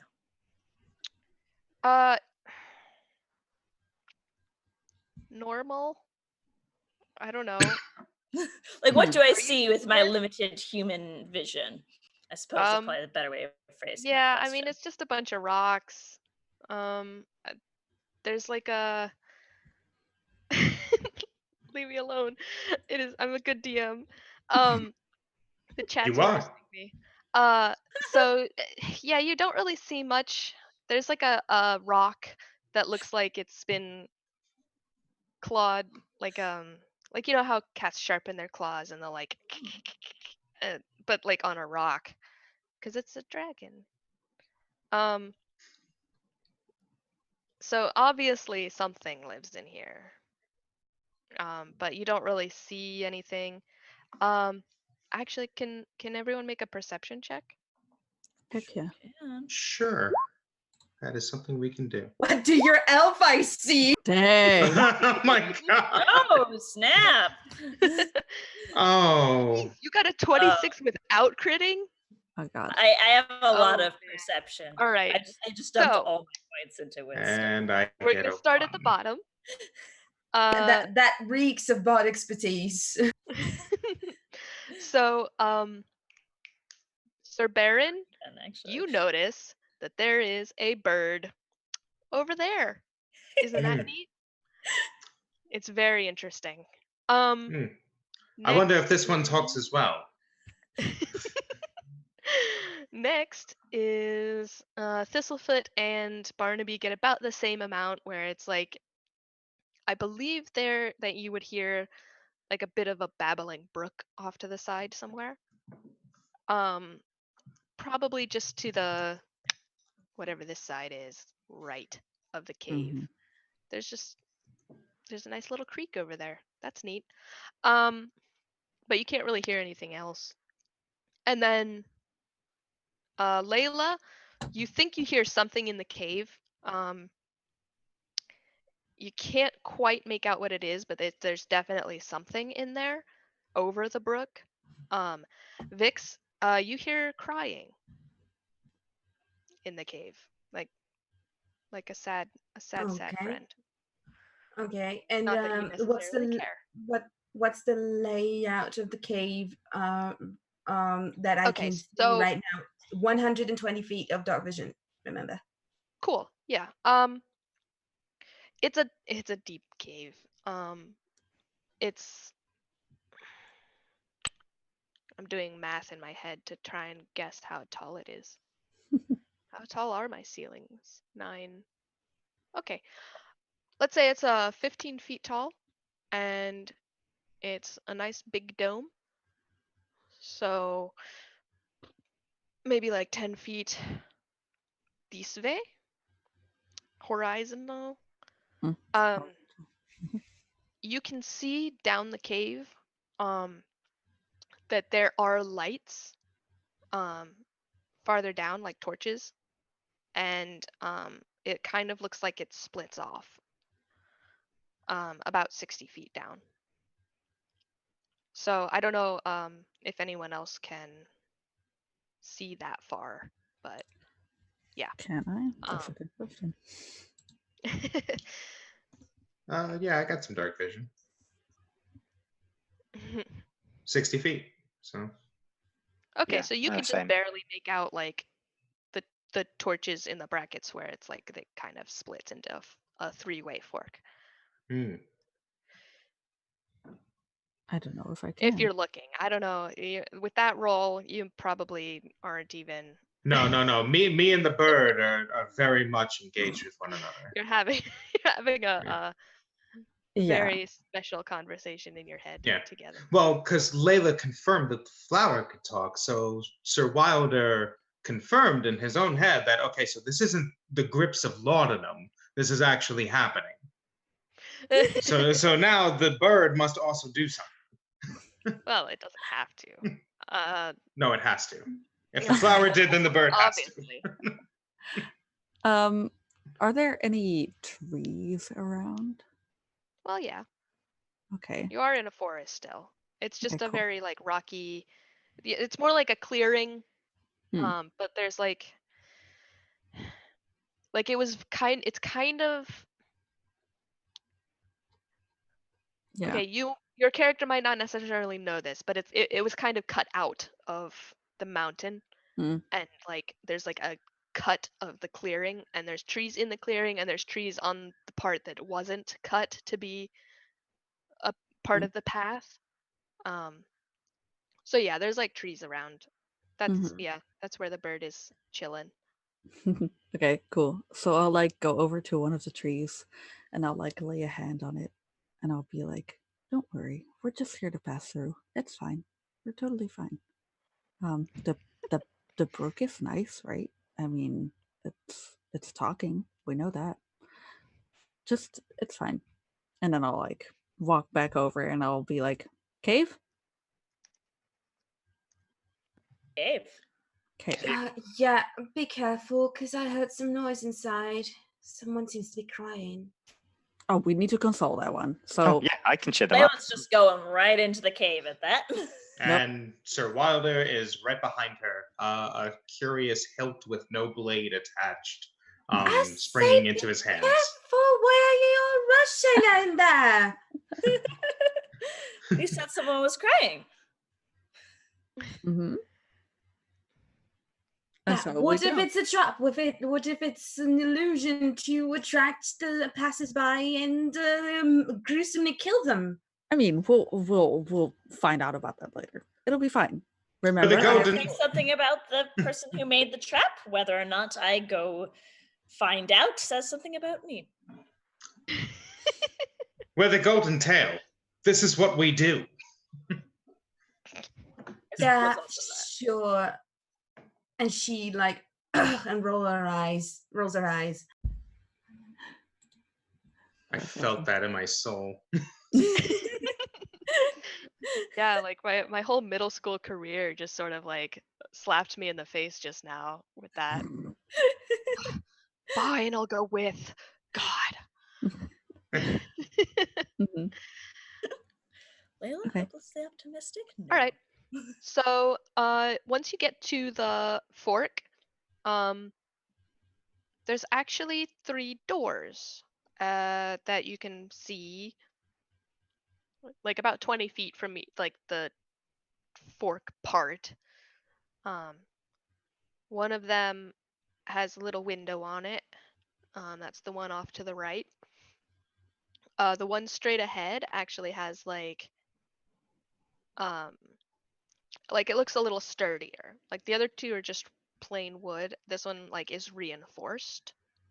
And the one to the left has a little welcome mat in front of it. That's bait. Would I know with my instinct crit? Would I know from which door the crying sound came from, or would that be stretching? No, you can tell that it's coming from the one the one with the welcome mat. It's still I'll point very to it. dark in here. But Sorry. There's I point actually to torches. it, and I point to it regardless of if people can see it. Actually, people should be able to see in the dark, because the dark is everything. You can see True. in my soul. You said there were torches down here. I don't need to be lighting one, right? Yeah. Checking. There weren't any torches for like the first 100 feet. Because like I said, it's or like not 100, the first 50 feet. But like at the crossroad, there's like torches at like the corners where the doors split. She Mhm. probably You know has what I one in mean. hand just in case. Okay, that's fair. But yeah, you can see the little. I really like this door over here because it's got like the stained glass flower kind of thing going on in that's the cool. window. Mhm. Yeah. Hmm. And they all have knockers on them actually. And we the all one- hear the crying now. Yes, yeah, probably. Except maybe not Sir Baron. I don't know how he's doing with the bird. Thinking about his bird friend. I think I'll He's just like, outside all alone. oh no. I think I'll just like go over to the left door, the one with the welcome mat. And I'll just turn around slowly and I'll say, "What's behind door number 1?" And I'll just knock on it. Okay, I think now is a good time to stop for our break. Yay! Hence. Cliffhanger. Cliffhangers. Very suspense. Many suspense, very good. Okay. Oh yeah, I guess hey, we'll suspense breaks. I'm back. Hopefully my microphone's actually gonna work this time and not gonna have a bunch of people in chat angry at me because they can't hear me. Hey folks, coming in just real quick to do a quick programming note. We're about to do a giveaway now. So let me just open that up. Well, actually, let me talk about what we're gonna give away. First of all, we have got a 2-month Sirenscape subscription. Get yourself some cool D&D like music and sound effects and stuff for your games. We've got a Fantasy Age core book PDF from Green Ronin. And we've got a surprise dice and sticker mailer set from So Nerdware. I have no idea what's in it. Could be literally anything, but I bet it's awesome. So I'm going to open up our giveaway. Just put exclamation point Bowser into the chat because Bowser is MVP. And, oh my god, this is great. Get yourself signed up to get some of that cool stuff. We're just gonna take like a 15-minute break. We're gonna go, take care of biology and get away from this, kind of gather ourselves. You go do the same, because we got to keep that energy up to keep raising money for Raíces, Texas. We will be back in just a little bit. Immigration has become the defining challenge of our generation. Communities are under attack because our U.S. policies are pushing people into the shadows. How we respond to this challenge will determine how we are remembered and who we are. That is why Raíces exists. Raíces is a nonprofit organization that offers legal services to the immigrant community. The vast majority of our clients have 0 resources, and we try to help them pro bono. We work with people who no one else will work with. We work with people who are in detention, women, children. We work with people who've been detained at the border. We work with families who are intact. We work with families who have been separated. We work with people whose families have rejected them because they might be transgender. We work with people who come from war zones whose families have all been killed. We try and take every case, and when we do, we see it through until the end.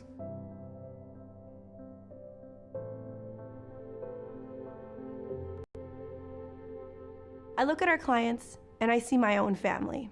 I am the product of an immigrant family's journey.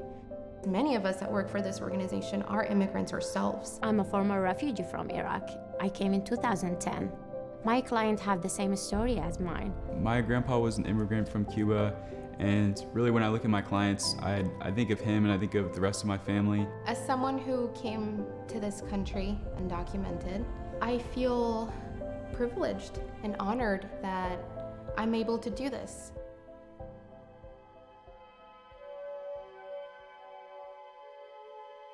We believe that the Constitution extends to all people in the United States, including immigrants. We believe that everyone has a right to due process. We believe that no person is illegal. We believe that refugees are supposed to be in the United States. I mean, we believe that families should remain intact, and there's no reason to separate them at the border as punishment. We're committed to people. We're not committed to parties. We're committed to the people. We believe that we're all human beings and we deserve to be treated well. Raíces was founded in 1986 and born from the sanctuary movement, which itself was a response to immigration policies in the early 80s that really made it impossible for Central American refugees to seek protection here in the United States. It was a two-person office to begin with. We didn't have air conditioning or heat. We were distributing food, clothing, had medical care. We weren't doing visa work until probably around 2000. When I started at Raíces almost 20 years ago, we were only 3 people, okay? 1 attorney, another legal assistant, and myself. We've been here for a long time, and yes, we've met each crisis as it's come. We just need to keep growing and growing because there is a lot of people out there that needs our help.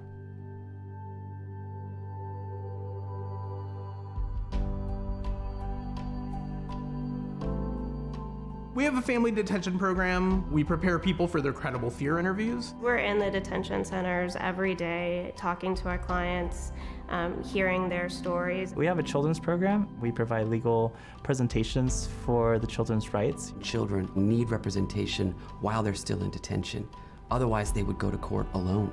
We have community immigration services, which can range from renewing an application for DACA to applying for citizenship to applying for a visa on behalf of a crime victim. We have a refugee resettlement program. We help them to adjust into this country. We help them with housing and food and medical. But also when they move to other cities in this country and need continuing services. It's really about creating those partnerships with the community to make sure that our new community members feel welcome and safe and protected.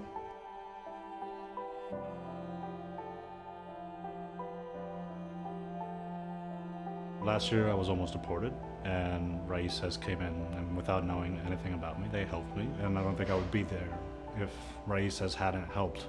I hope that one day our clients can be able to walk out on the street without a fear in their hearts. I want to be able to have a country where we can welcome asylum-seeking families in a system that isn't designed for them to fail. They're a grassroots kind of organization that helps the community at the most basic level. They went out of their way to help me, and because of them, I'm able to keep going to school. I'm able to keep the life that my dad brought me here to build. When you work at Raíces, you actually get to witness our nation being born anew. Every time we work with a client, you're literally watching the beginning moments of one of those stories that we hear about. We talk about our forefathers. We actually work with people who will be the mothers and fathers of the future generation of Americans. The most patriotic people that I've ever met are new immigrants. The most ambitious people, the most qualified people. These are the best people that their countries are sending. Why? Why would you want to close the door on that? We've been doing this work for more than 30 years. We were here before. We're here now, and we're not going anywhere.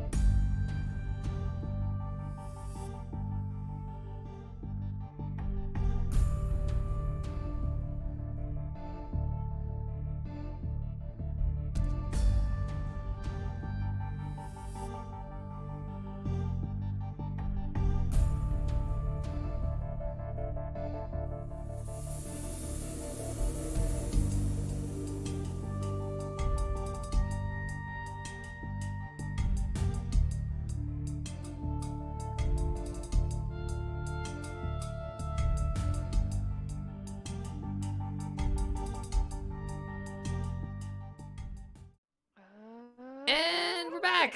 Hopefully.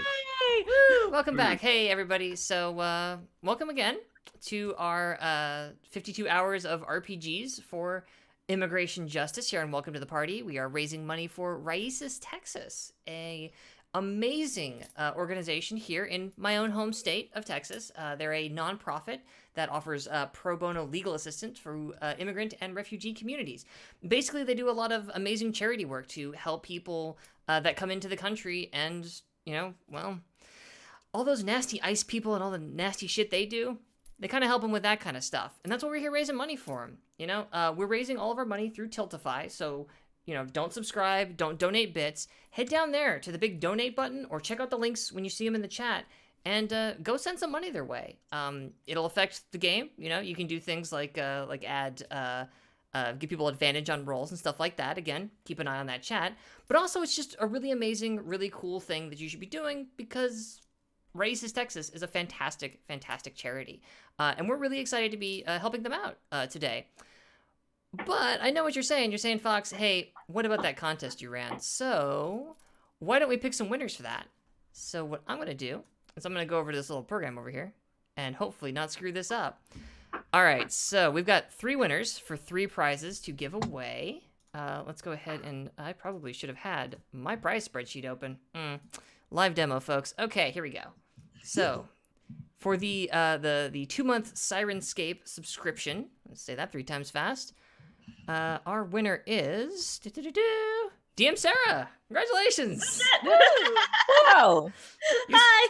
Hi. I wasn't sure if I was allowed to enter, but then I saw. No, you're good. You're good. So I was like, all right, let's do this. Good.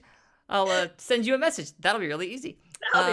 Our second winner for the Fantasy Age Core Rules PDF is Nerdy Teddy Bear. Congratulations! I will be sending you a code very shortly in the chat. You're going to be taking that over to the Green Ronin Publishing web store page where you buy things on the internet. It's 5 a.m, y'all. And finally, our third winner for this giveaway for the surprise dice and sticker mailer from So Nerdware. Who picks these names, people? Is... Oh, can't do it again. Someone else. Let's try that again. Simply Emily 27. Congratulations. You won some cool stuff. I will be getting in contact with you very shortly because we got to bill you some stuff. So thanks again, folks. Keep banging your mouse against that donate button and making some incredible things happen for the incredible people over at Raíces, Texas. And now I'm going to hand it back over to our, speaking of incredible, GM and this incredible group of players. So have fun, y'all. When you said banging your mouse against it, I just imagined someone like picking their mouse up and like slamming it against their computer screen, like, give them money, give them basically money. what I just did for a minute. I saw that. Well, I am not moving around my cables again, though. So you missed it. Clip it. Okay. Anyway, where were we? Oh, right. So you just knocked on the door. Yes. And you hear some sobbing from behind the door. And as you knock, you just hear sort of the crying like stops and it's like, go away. Are you okay? Yeah, that's exactly what I was gonna ask. So the door kind of slams open and you just see the dragon. So it's like a Chinese style. He's not as big as you think. I mean, he's only like 10 feet tall. And he kind of fills the hallway behind the door, and he's got like a very fancy, like well curled mane, because he's like one of those lion kind of dragons, and you can see his like mustache whiskers, and they kind of look like the ones that you saw. He's got like the little goatee, but his eyes are red, and like he's just you can tell he's just been sobbing, and he's like, do I look okay? No. Now get out of here. I don't want anything to do with you city people. wrong? That's a mood. Can Sir Wilder make a persuasion check to try and... Absolutely. Yes. So... Nice. Yeah, I'm good at these. So Sir Wilder steps forward and says, I perfectly understand not wanting anything to do with our kind, but I assure you that we are here merely to assist you with whatever it is that may trouble you. Tears I cannot abide. How may I remove them? Well, you can start by telling that lecherous flower boy that I want my no. boyfriend back. Is this a bad breakup? It's a bad breakup, guys. And so I kind of like approach and I'll pat the snoot, like, I'm so sorry. It's gonna be all right. We'll like get him back. Fine. And he kind of like, this is so like weird, like, because the dragon is taller than Barnaby and Barnaby is taller than us. So it's like fascinating to see. That's fascinating. Kayla's gonna pull out a silk handkerchief from her fine clothes and hand it to the dragon, sort of. I use this, and he'll take it. Like, it's very small to him. It is very but small. He'll take it and he'll just like it's not I didn't do anything to deserve this. I'm sure you didn't. And he's obviously sort of milking this a little bit, but he sort of looks down at all of you and he's like, well, come in, I guess. And he like turns around and like walks into his apartment and waves for you all to sit in his living room. And he puts a kettle on and he's like, tea, cookies, anyone? Yes. Both of those. And he like waves and like a tray of cookies like floats and he's like, oh, all I've been doing is stress baking. I don't deserve this. Why is this dragon such a mood? I cannot. So I will both ring you, but maybe do you have any sugar? Oh yes, here, 1 lump or 2, darling. And he like brings up a little dish. And it's not 1 lump or 2. It's like 4,000 of them. Like how many dollars are we raising for races? Because like it's that much. Got sugar. Lots of sugar. Well, you can't fit it in the cup. And then he just gives you 3. Sir Wilder will hold up a hand and a small like spark of magic goes between his fingers as he looks over to Vix and goes, if you need it sweet, I have got you. Yes, well, I'm sure it will work on your soul. Well, thanks. And grumbling a little bit, trying to drink the sweetened tea, but really not in a way that she looks like she is quite happy to drink something so sugary. Why'd you put so much sugar in it? Anyway, so he's like, well, I suppose you're wondering what this all is about. I'm so sorry. I shouldn't be burdening strangers with my woes. Please tell us what has you so upset. Well, I'm sure I know why you're here. I was well, I used to trade with the town.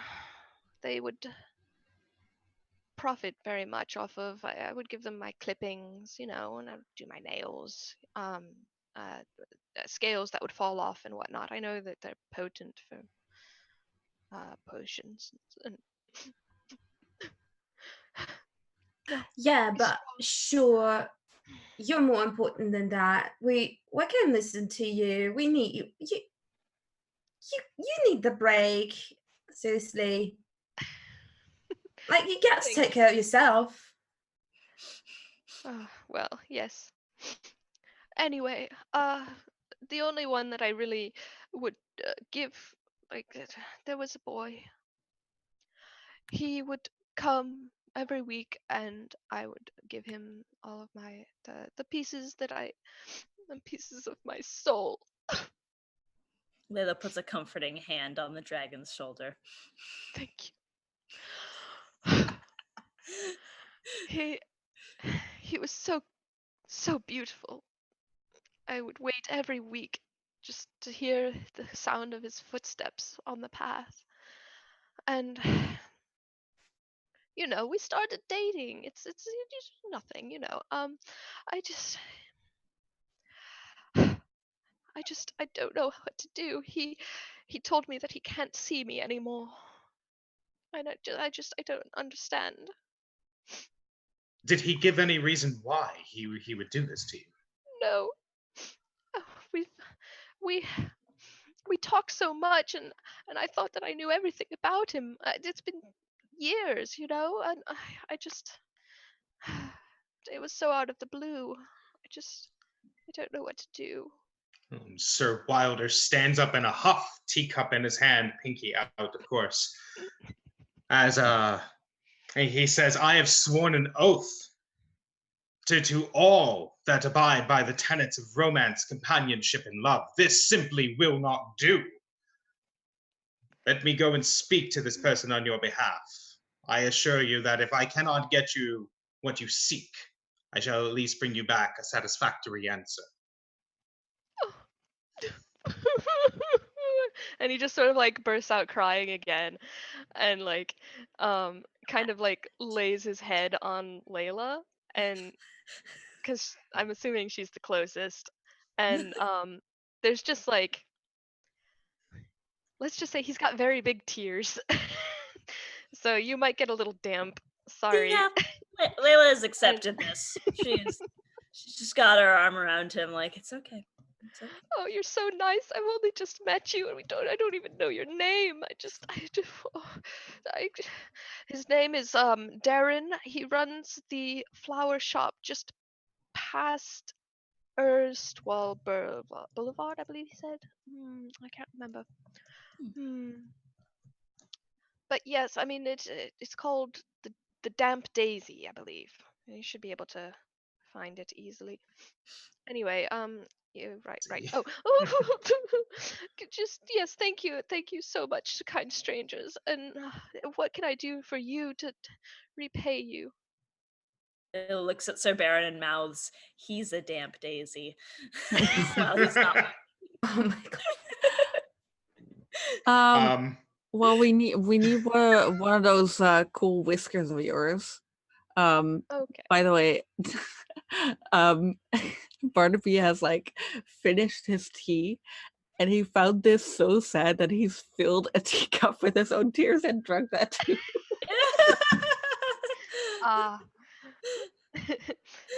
He gets it. Yes, that's easy enough to that's easy enough to accommodate. I can even give you some extras if you need. I keep myself quite groomed. So yes, do run along then.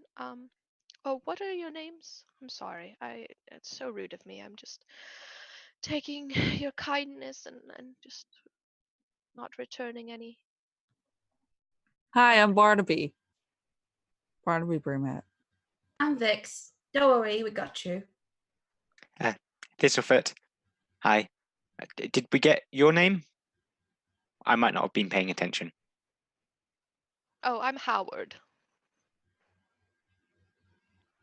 Howard the dragon. Service. Yes. All right. And you there, the buff, handsome one with the sword hilt? And I bow very courteously, going, Sir Baron Wilder. Of course, you must have heard of one of my novels, The Value of Being Fervid, perhaps, or The Elven Rogue. That poem appears to be quite popular. Oh, that one I know. Oh my goodness. I can't believe I have like a celebrity in my house, and I didn't even know. I'm so sorry. I should have just known that. I'm a driver. Please. While your patronage is most acceptable and gracious to this one, for now I am merely your humble servant in reuniting you with your beloved.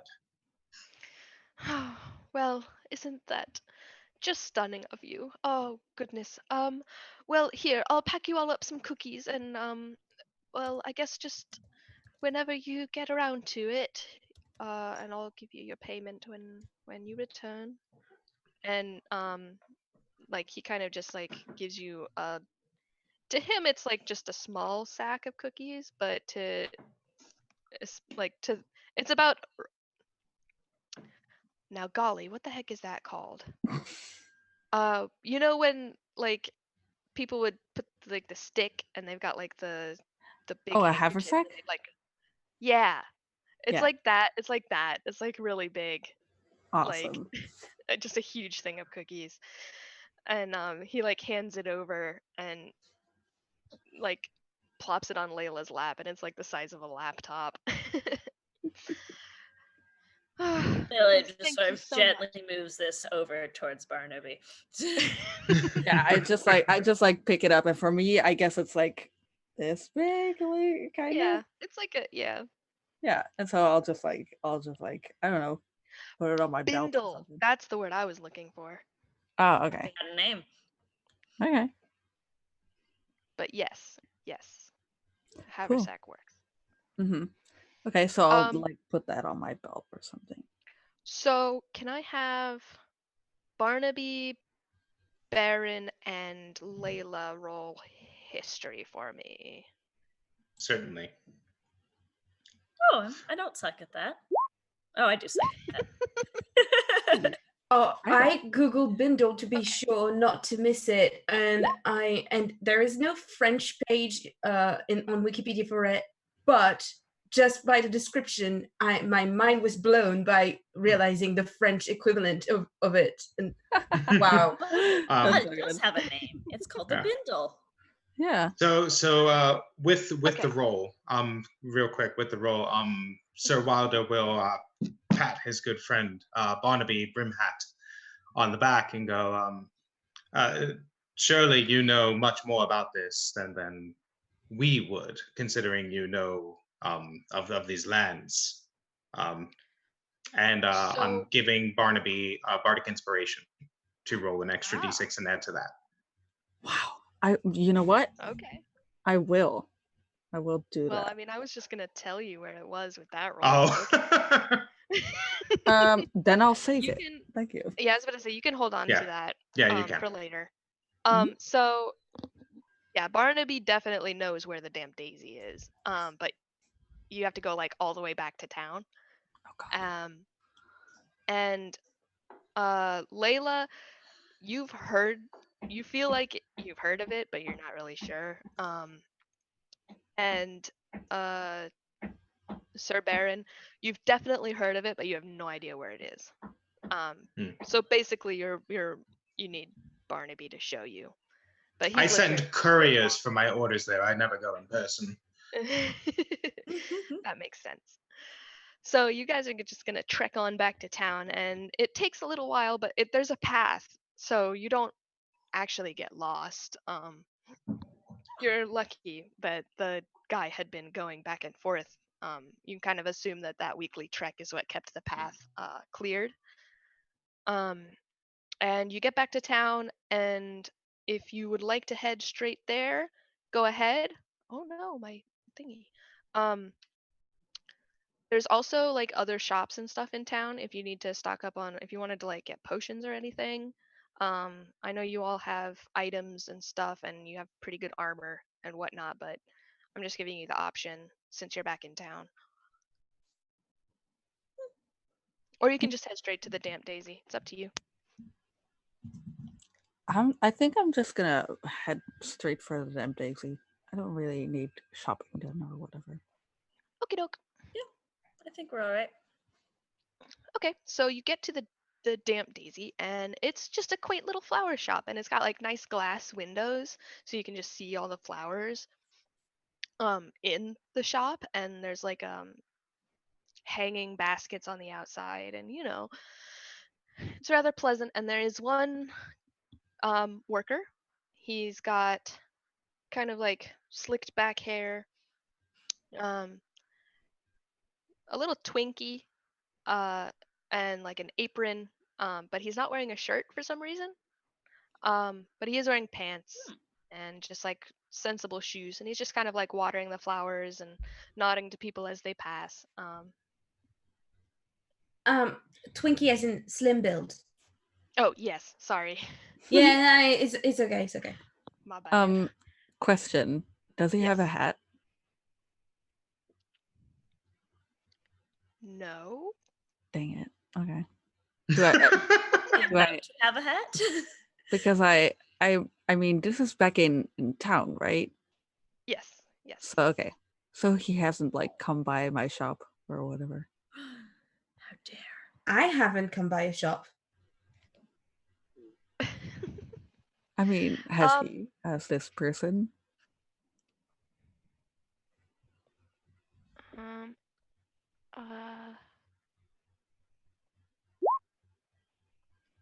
Well, that didn't help. I'm gonna go with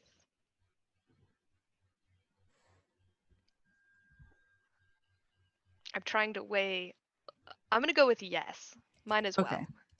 Okay. You've seen him before, maybe once. Why don't you roll? Well, okay, you go ahead and roll history or whatever. What do you think is a good to try and remember somebody's face? I think history is a good one for that. Yeah. Okay. No. Okay.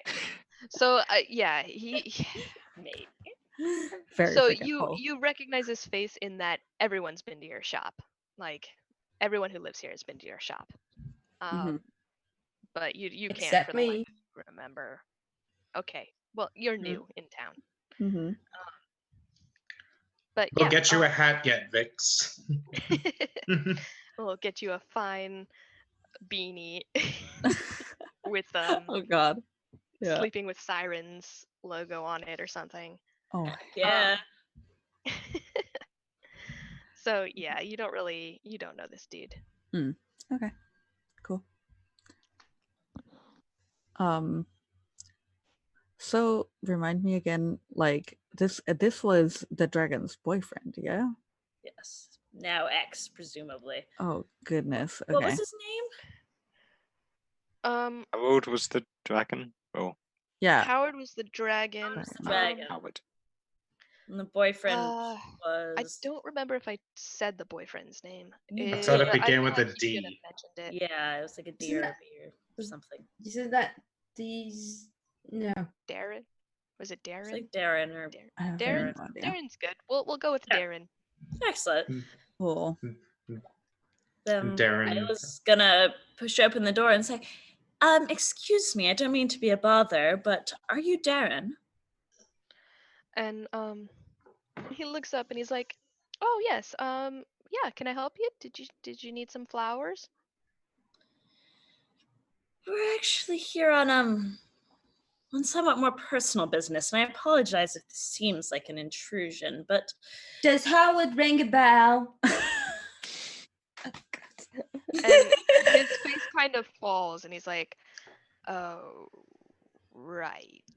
So Vix's arms crossed, looking very judgmental. Oh God. Okay, I don't know what he told you. I did. Yeah, I didn't mean. God, okay, I'm a piece of shit. All right, come on, come inside. We'll talk about this. Oh God. And he like sets his watering can down and he kind of opens the door.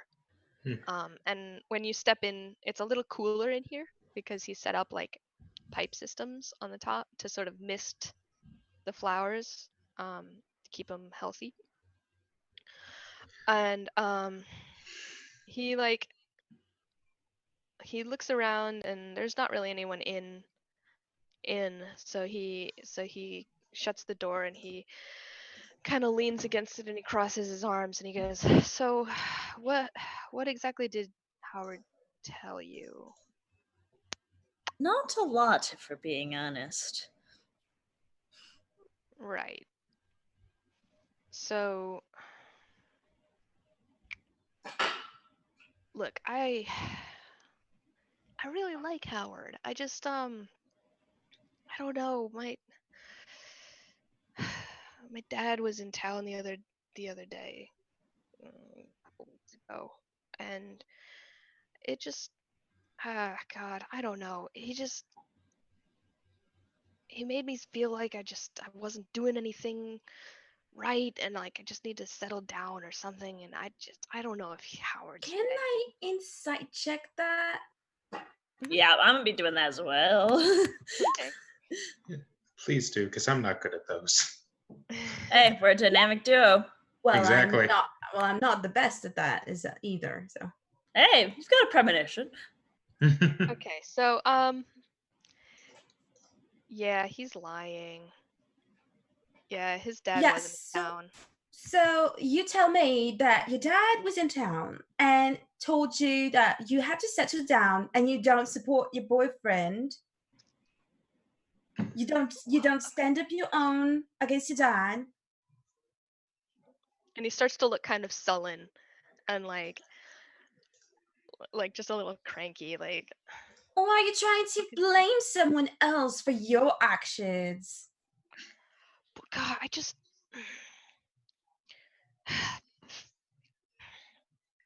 didn't want to tell him this. I slipped up.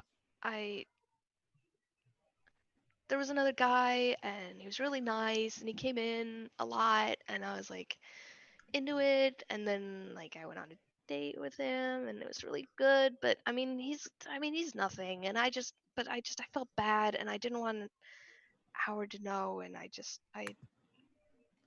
I make another insight check specifically on that he is nothing? Oh, sure, yeah. That's a Okay, good I know point. all. Wow. Yeah. So I mean, This is why we work together. so clearly it was something, but you get the feeling that like he hasn't actually been hanging out with this person anymore. Like he hasn't seen him since. Okay. I think Barnaby is kind of pissed off by this. And so he'll kind of like step closer with this hulking form of his. And he'll like stand over this person and be like, you mean to tell me that you were in a relationship and at the same time went on a date with some other person? It was just coffee. I didn't think it was that Coffee bad. doesn't coffee doesn't justify your actions. And you know what? You know what? What's even worse is that you don't even own up to it and just leave Howard hanging like that with no explanation whatsoever, instead of being honest and admitting any kind of mistake that could have at least, ended up in something less watery and less teary and everything. He would have at least had something to understand and grieve about if you'd left him with at least some kind of truth. Yeah, what she said. Well, which is worse, not knowing or knowing that I'm just not worth now it. you listen to me, you piece of shit. And he kind of winces. Whoa! Like, oh. Okay. A. Plus 8 intimidation. Plus 8 intimidation, okay? So, listen to me, you piece of shit. You're going to go back to Howard, tell him the truth, tell him that you are sorry about it, and ask him if he wants you back. Mm-hmm. And he kind of looks a little you like back with that truth in the face. That'll be everything for you, and you will have to go back to where you belong in the dark. You know what? I want to roll intimidation on this. Go ahead. Oh my goodness. It's not very big, but the spirit is there. Well, Can I like give her advantage, like backing her up? And I feel like we're all just standing there, like. look, yeah, no, a 12 is just fine. okay. He's pretty susceptible to it right now. And he's just sort of like cowering, like hunched over with his like arms crossed, and he's not looking any of you in the eye. And he's just sort of like, all right. All right. Fine. Yeah, he deserves better. I understand. He I'm does. sorry. Can you tell him I'll be there tomorrow? I have to close the shop today, but tomorrow I'll have my day off. I'll come and talk to him. Sir Wilder shakes his head and says, "No, no. If this is truly important to you, you will handle it immediately."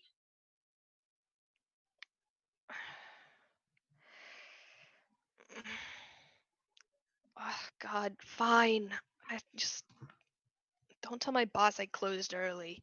And he sort of like pushes past you guys and like stomps off to the back room and like starts like fixing stuff up and like throwing bags of fertilizer everywhere and it's He's not back. Yeah.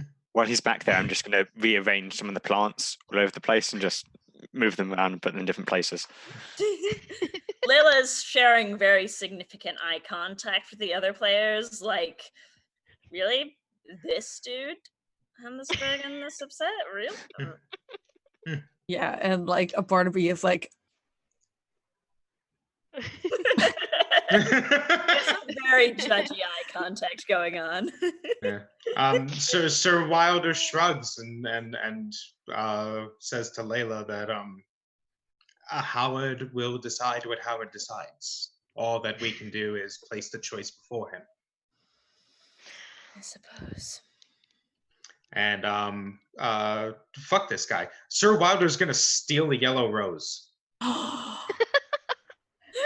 Escándalo. Sleight of hand, I guess. Sure. I tap myself on the back and I'm like, "You got this," and I give myself bardic inspiration to do it. To steal. Nice. Oh, so like I don't need it, but sure, fuck this guy. Yeah, you get 2. Okay, actually. so I do it and it's mine. It's my yellow rose now. You Dang. get as many as you want. You can have like 3 if you want.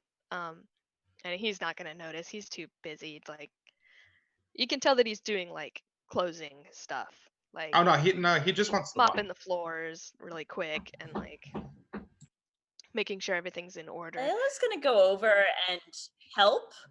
And as she's helping, she's going to Roll ask to help. Oh, what am I rolling? Just a d20 is good. Thank you. Right. Okay, she's helping. Awesome. You're helping. In big quotation marks. And as she's helping, she's going to ask, do you want to get back together with Howard? And he like snatches something out of your hands that you picked up and like puts it back where it was.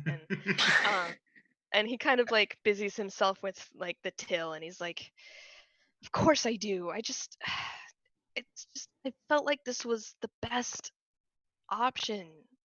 I didn't want to hurt him again later. And like, oh yeah, we're hitting that with an insight check too. Less good than usual, but no, he's telling the truth. Okay. And she just gives like, a sort of nod and he finishes counting out the change and locks everything up. All right, let's go, assholes. And he just sort of like stomps out of the store. More significant eye contact. And like holds the door and looks at you all expectantly. Big talk from one who's self-admitted to being one, but such it is. Period. Yeah, I'll like walk out. I would like to contact my patron now. Okay. Ring ring. Right, says. Yellow. Uh-huh. So what are you? Yeah. I guess I'm just like putting like mental vibrations out into the universe. And Okay. like think about saying to her like, hello, are you there? This is like a move you can do, right? Like, is this like a warlock thing or is this a Barnaby thing? I think this is a Barnaby thing. Because I don't think I can contact my patron as a warlock. Don't think I can. I think they can contact me, but In like warlock, patron contacts you. Okay. Yeah. Yeah. So in that case, you're gonna have to roll something. Heck yeah. Arcana, I guess. Sure. Please. Okay, that's quite good. You know what? I'll use my bardic inspiration for it. Oh, there you go. So that's just a d6, right? In what measure would I be able to spy on Barnaby doing just that? I mean, I don't think he lets So it be he's known. He's just like thinking in thought, lost in thought. Yeah, if you're just All right, thinking so real I'm hard. just observing Barnaby. Okay, he looks a little lost in thought. Mm-hmm. I'm assuming. Yeah. Okay. So, I guess with a 19 total, you would have to be able to. Well, I guess not. You have to. Mm-hmm. But it seems reasonable that you would get in contact with her. We didn't actually talk about what your patron is like a whole lot. Yeah, she's very well. What I can tell about her is that she's very materialistic. She's very greedy, and yeah, she likes shiny things. She's like a raven, really. And nobody really knows what she looks like. Only like this part and her hands, because she's like a cloaked figure. Yeah, that's it really. You leaving? Have a good day. So yeah, I guess you would get you'd get kind of a ping. Not necessarily an answer, but like she's listening. You can tell. Okay. I'll like talk to her in my mind, like, where you at? Where are you? Sleeping. Oh, I'm sorry that I woke you up. That was not. Okay. Did you need something? Well, I don't know. I'm getting some trinkets soon, so like maybe like keep an eye out for me, you know? Okay. Yeah. I'll come and see you in a bit. Okay. In a bit. Cool. Talk. Yeah. Oh god. Yeah, and then I'll just like, okay, see you later. And then I'll just like close off the call. You hang up my brain. Click. Yep. Yeah. Yeah. As we are escorting Darren out of the flower shop and back towards the dragon, Sir Wilder will actually turn to Vix and go, you accorded yourself quite well back there. I see that you too would make a fine candidate for what I fight for and stand for. What's he talking about? And then Sir Wilder kind of like, Make a good paladin. thank you, Layla. Very kind of you. Yes, indeed. You showed remarkable courage and stalwartness in making sure to stand up for what is true in love and romance. And I just wanted to extend my deepest gratitude for your assistance back there. You're grateful to me because I told some piece of shit to toughen up and be a decent person. You would be surprised how few people have the conviction to do that. I'm actually not surprised. It's just that I did. Never mind. And certain. Good. You get the well, you are the oblivious one, but even you would get the idea that getting a compliment for being a decent person sounds a bit outlandish to Vix. Layla's got metaphorical popcorn watching this go down. Like, yeah. No, and even then, like Sir Wilder were like actual popcorn to watch this go down. I mean, not actual popcorn, but illusionary actual popcorn. No, like Sir Wilder will glance towards Layla and be like, "Did I do this wrong again?" Aww. Layla's going to chuckle and pat you on the shoulder. You did it just right, just to the wrong person.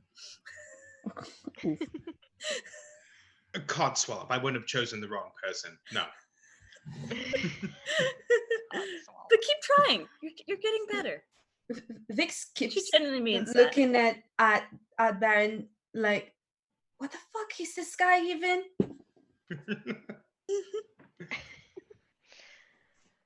All right. So y'all get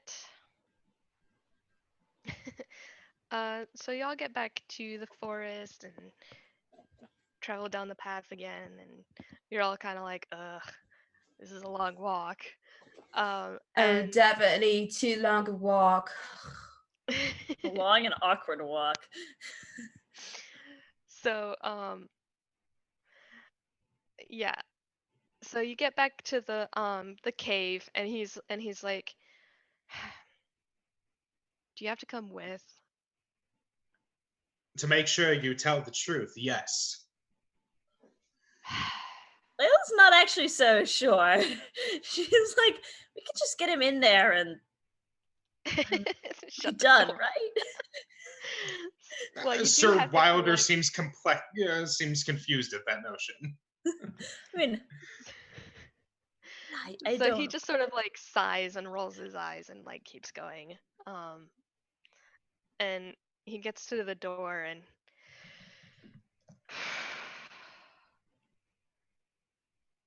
he like kind of steels himself, like, all right, I guess I gotta do this. Like, God, I'm not ready. And he knocks and he's like, Howard, sweetie, are you in there?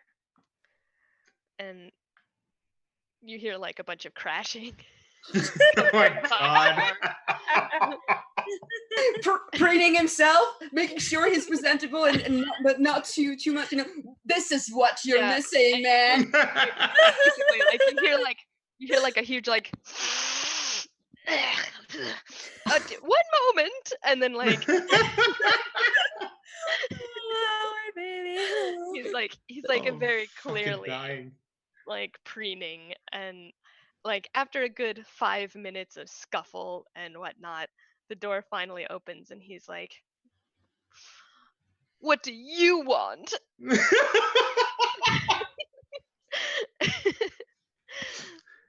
So I'm not gonna drag this out too much, but basically they sit down and they have like a really heartfelt talk, and they kind of work through some stuff, you know, and you guys hear maybe a little too many details, but as soon as the cheating comes out, Layla's gonna be like, all right, so we're gonna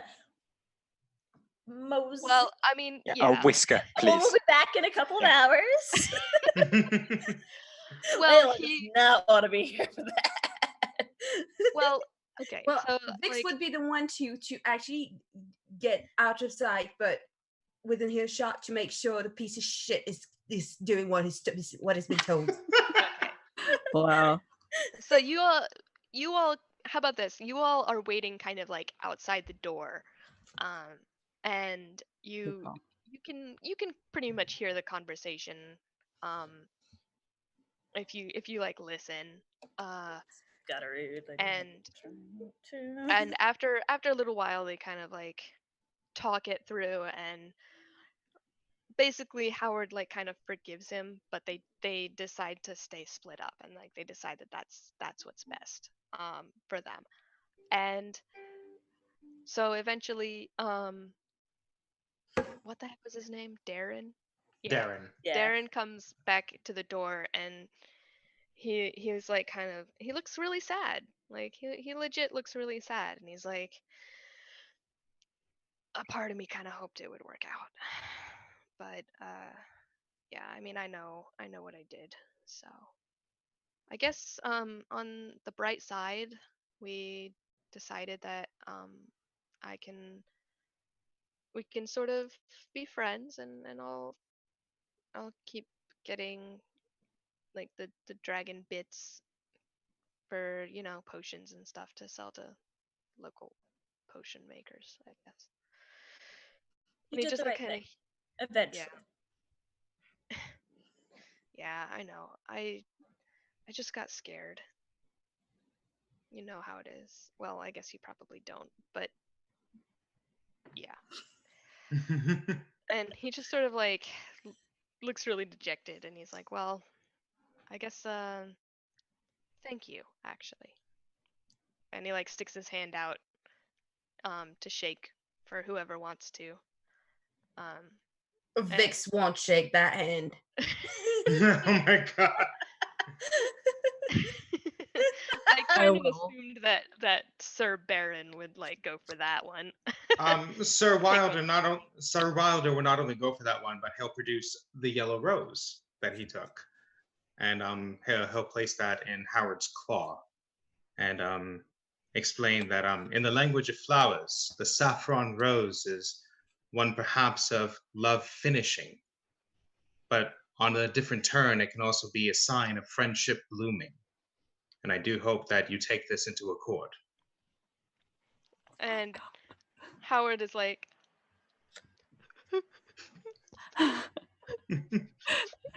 As is Barnaby. Celebrity gave me a flower. beautiful, thank you. You want to go to dinner sometime? He says that to. That would be lovely. I would be most accepting of this. Thank you. Okay, well, I'll send you a dove or something. Yes. All right. Well, oh, I almost forgot. And he like turns around and he like produces like a little pouch, and he hands it to you. And if you open it up, it's got the little whiskers in it. Great. It's I actually got pass 3. that to Thistlefoot. Ah, thank you. Yes. So yeah, you head back to town. They do exist. Yeah. Good job, everyone. You solved my relationship puzzle. Honestly, it's no problem, but don't you ever forget, as you don't need no man. You're a dragon, you're big back dragon, you can have anyone you want. Ooh. You're sassy. You and I need to go drinking sometime. And yeah, sure. We can hang out. and he like kind of, I guess he can't give you his number. I guess he just sort of like makes plans to be like, yeah, we're gonna chill sometime with like each of you, for one reason or another. And yeah, so you guys are able to head back to town now. Are you gonna go? I guess you're gonna go back to the mansion because you Got have what flowers, you were got sent to get. whiskers. Yay! Yeah. Good job. Yeah. And we But- still but- have a whole The hour. name of the game, Flowers and Whiskers. Oh, that's actually really cute. Oh, I wish I'd come up with that myself. Sir Wilder jots that down as a working title for his next novel. Nice. Howard is going to like it a lot to have himself and his relationship immortalized in a novel, I guess. And Sir Wilder goes, no, I changed the names. I've done it to Layla multiple times. No one knows. Oh yeah, sure. Yeah, sure. I mean, I understand, but still, some people might recognize themselves. I mean, don't think. Layla, do you recognize yourself in the writings of Sir Baron Wilder? Do you even use a pen name? Horrendously. Horrendous. Oh, goodness. Of course I use a pen name. What do you think I am? Some uneducated cat? I don't know. You No quite one wants to respond to that. and I've only known you for a day. I'm sorry, what was that? You look like the kind of oblivious kind, and I've only known you for a day. Give I'm me a sure week. you met in passing. Anyway, all right. So as you're like kerfuffling, and discussing as you head back to the mansion, I don't know why I said as you do, because that's what you're doing. Our community grows. Ooh, welcome to the party. Yay. We got a new person. Ooh. Welcome, Sam Lascanchi. Yeah. Yay. Game G. Oh, get it? Like they play Yeah. games. Oh, it's very. It's so clever. Oh man. Anyway, This is a great game. so you head back to the mansion, and when you get to the door, you're able to just show the guy your stamps, and they just let you head on in. Exactly, just at like Disneyland, like you take the day pass, and when you leave for a cigarette or whatever, it stump you, and then you go back. And ever Heck since we yeah. got the holographic ones, I still want to go back and get stamped. I've got 15. Leila's gonna lead Barnaby away from the stamper. Very, very respectfully, very gently, just. No, as a person, as out of roleplay, like honestly, Barnaby is such a freaking mood. Yeah. This is such a mood. This is a Saturday. I mean, if I get stamps, I would want 15. Hello. I always only get one. What do you mean? Mm-hmm. Nope, that's not it. Here it is. Okay. No, hold on. I got no, Barnaby. Barnaby, come on. Yes, no. So I had 6 already, and then I just went like more. You, like asked for more, and they were like, okay, and they like stamped you again, and like you just kept standing there. They were like, yeah. You want there to be enough stamps for everyone, don't you? Well, okay, sure. Ugh, we're not okay, stamping you anymore. it's fine. That's how stamps work. Fine. Come on. Mm-hmm. Yeah, and So I'll you just generally, you generally know where you are, but I can't imagine that you remember how to get back to the room. You look around and you see the magic friar guy. Hey, there he is. Whoa. But he's like facing away from the door and sort of like fiddling with something off to the side in the main hall. Hey, hi. I've got some potion things for you. Some whiskers, lots of them, and I think someone's got some flowers. Do your stuff. You kind of startle him. He didn't expect you to walk up. He wasn't really paying attention. He's kind of engrossed in what he was doing. And he's like, "Oh no, it's you. Oh well, you actually got it. You got the wow. Yeah. All right. All of it.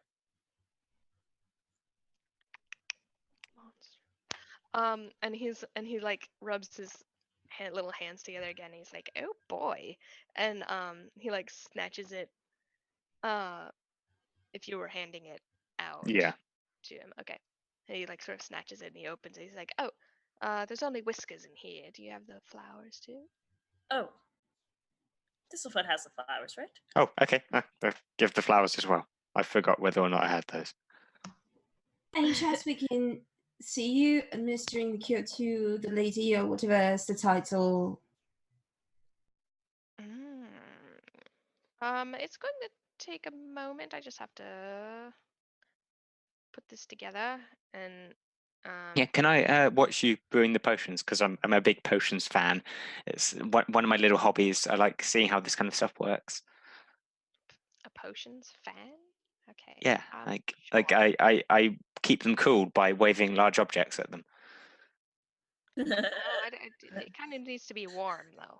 Oh, okay. Well, I can I can watch do it the then. opposite. I can set it on fire. How much do you actually know about potions? Basically nothing. Okay. Well, I'll check. I think I've got a decent-ish arcana. No, All not right. much. I can make a roll. You know what? Now that I think of it, Vix would very much like to know if specifically dragon whiskers and this specific flower are components of a specific potion. But she's not proficient at all in alchemy because that's not something she learned. So That's actually a really good point. like, do we know what dragon whiskers are for? I do just know it's important for potions, right? But combined with the flower, it's probably like asphodel and whatever that is that do the draft of the living dead. So Yeah. or something. Could I perhaps use my jack of all trades to make an arcana check with that, substituting that for alchemy supply proficiency? Sure. Let's give that a shot. Go ahead and give it a shot. And then Sir Wilder's like, you know I what? dabbled. Since I've been wondering that, maybe I could have. Well, never mind. So, all right. So Sir Wilder's mixed his own laudanum a few times. All right. So from your knowledge,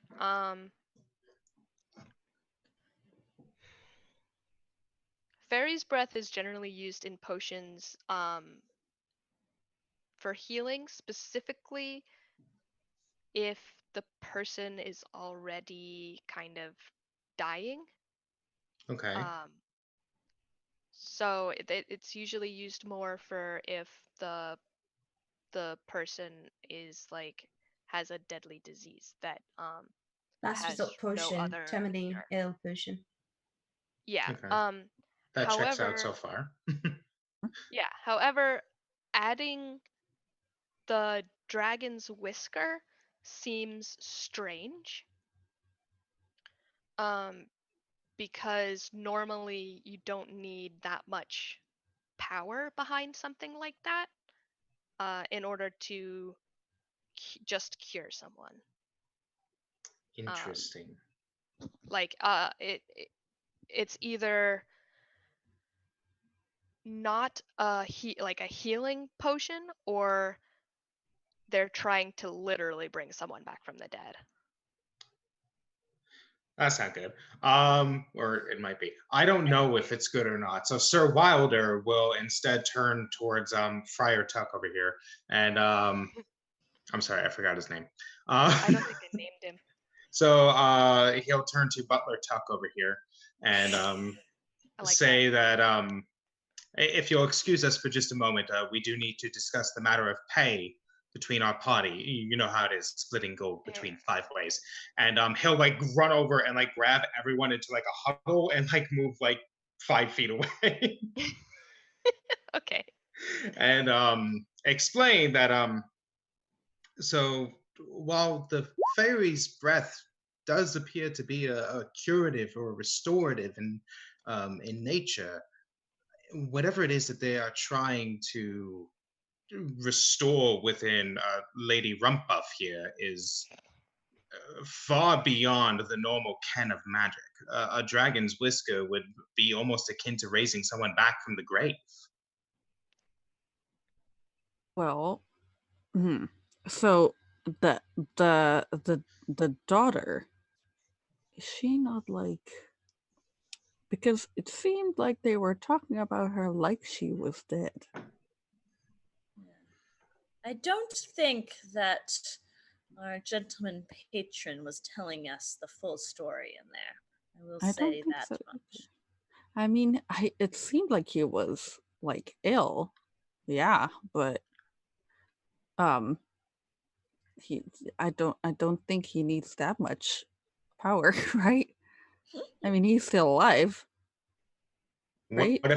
What if the tonic is not for his daughter but for himself? What if Okay, so you are saying, Sir Baron Wilder, you're saying that he's dead.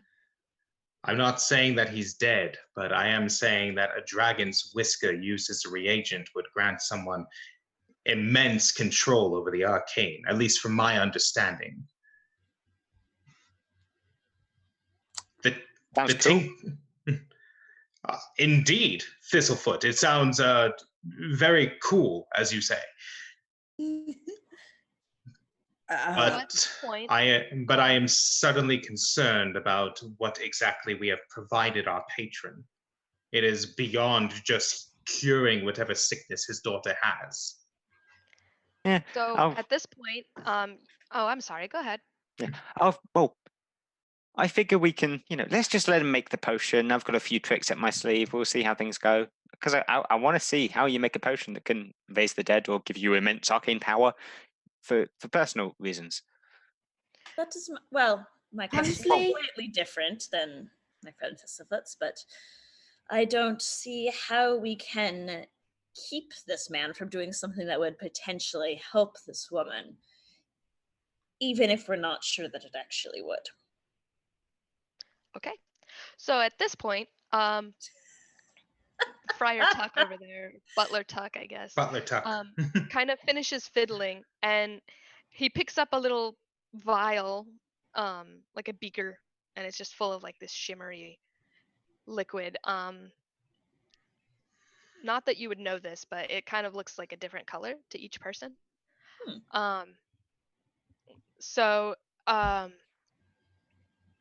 And he like sort of swirls it a little bit and like watches it, and then he's like, and he like turns around and he's like, oh, you're still here. Thank you. And he just sort of like walks up the stairs. Can I? I want to go up and just grab the potion from him and start looking at it really closely, and then sort of spin around and see if I can grab it off him and start examining it. And while he does that, can I make a persuasion check to try and see if we can get some more information out of Butler Tuck? Yeah. Would I need to make like a sleight of hand check or something to try and steal a thing from him? Luckily, I am very, very good at that. So you do that first. Yeah, and I will help with the persuasion. Yeah, plus 13 bonus. So very nice, very nice. That does Oh. Whoa. The bard and the rogue strike again. Oh my god, that's a hell of a bard today. Yeah, I'll leave this to you. I think you've got this handled. So, while Thistlefoot provides an ample distraction in trying to swipe the potion away, Sir Wilder will come up and just kind of like place his hand in front of Butler Tuck, like hand on the wall, stopping him from moving forwards. Okay. So yeah, you would. He rolled real bad, so you would be able to snatch it out of his hand. Awesome. And he's like, "Hey, give that back! You, what the hell? What's going on here?" I dare say that Lady Rumpbuff's condition must be quite severe to require a dragon's whisker. What exactly ails her again? Well, she was cursed. Cursed by what? Yeah. Well, we're not entirely sure. She was out and about when it happened, so nobody really saw. Oh, you know She was in what's the coming down garden. the pipeline here. Hmm. Is he lying? Yes, he's lying. Okay. Well, okay. Let's give him a very. Okay, hold on. He is lying about not knowing what cursed her and where she was when she was cursed, but she was cursed. Yeah. Well, it's just gonna give the look. I have a question. Is there like any dim light or darkness in this area? No, you're in a house. There's like a chandelier. Dang. It's like Okay. bright. Sir Wilder catches the look from Layla, like gives the nod of like, okay, And he presses and goes, "A curse would not be removed by fairy's breath." Well, I mean, yes, it would. What do you know? I know quite a bit, Oh, actually. I'm sure you do. Guitar man. It's a mandolin, thank you. Oh Honestly, my god. honestly, curses, you either break them or you just get a cleric or something. Well, yeah, but I'm the cleric, right? I know how to break the curse. You just give him the potion. No, you And don't. and Sir Wilder at this point will throw up his hands and be like, "Butler Tuck,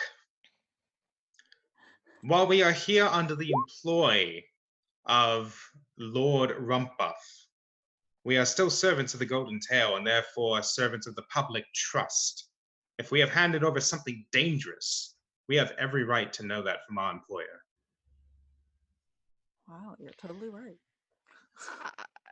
No, you know we don't owe you anything except the money for.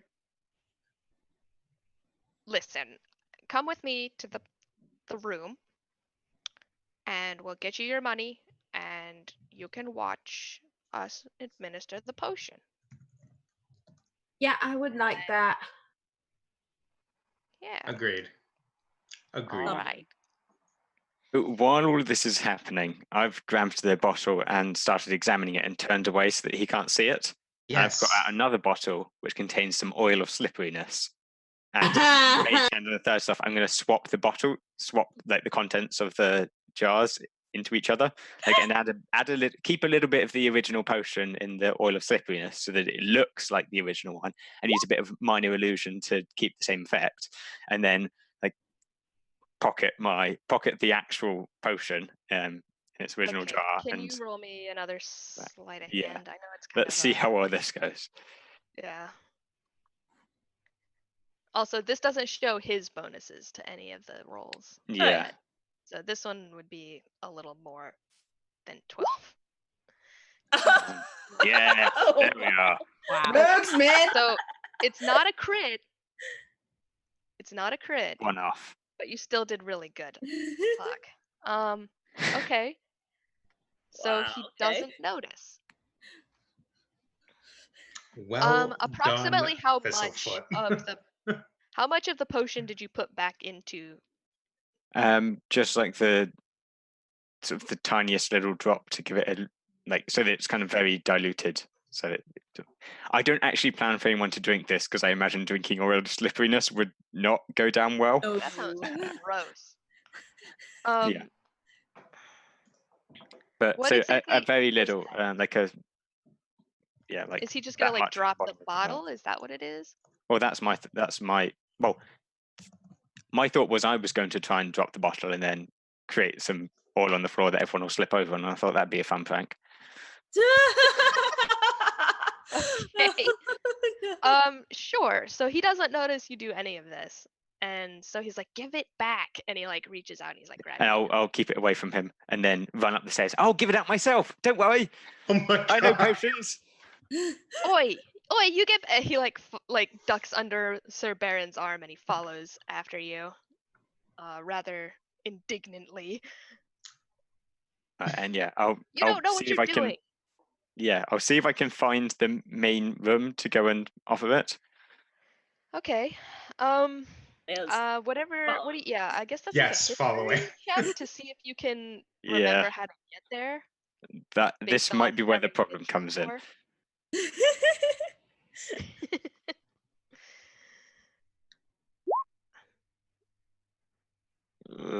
Whoops. Yeah. So you think you know where you're going, but you get a little turned around, and you're definitely in a part of the mansion that you haven't been in before. And suddenly, some guards appear, and they're like, they sort of like block off an area, and they're like, "This is like the personal quarters. You're not allowed to go this way." oh, well, I need to give this potion to someone. And they probably have personal quarters, so. So they see your stamps and they're like, oh, you're the adventurers. And then they Yeah. see Butler Tuck. Ignore him. Everything's fine. Coming up behind, and he like smiles and he's like, yes, get that potion from him. That's for the lady. And so they are going to, yeah, so that's +5. Yeah, they're gonna snatch away the potion from you. Just So as a heads up, you can add +5 at the end of roll 1d20 to have the whole number appear as well. So well, it's fine.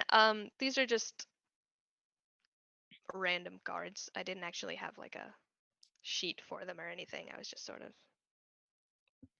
going with it. I figured they would be a little wily. They have some skills. They have some skills. Yeah, fair enough. So I just sort of like rolled it and I was like, I'll just add what I think is appropriate.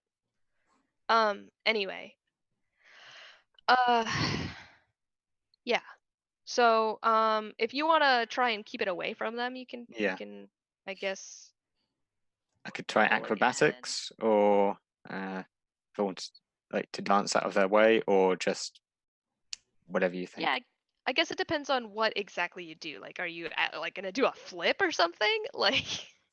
Yeah, I guess like if they're putting something out to block me, I'll just jump over it and sort of do a little twirl and land on the other side and then keep running. Do a barrel roll. Or at least I'll try and do that. Yeah. Wow. Yeah, no, yeah, okay. Yeah. I guess as the guy reaches out to snatch the bottle away from you, you sort of like slip under his arm and jump through the little bit of space between like their crossed pikes. Yeah. And you get to the other side over there. At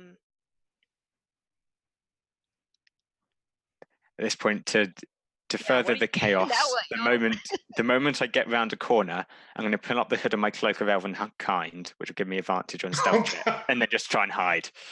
Oh my god.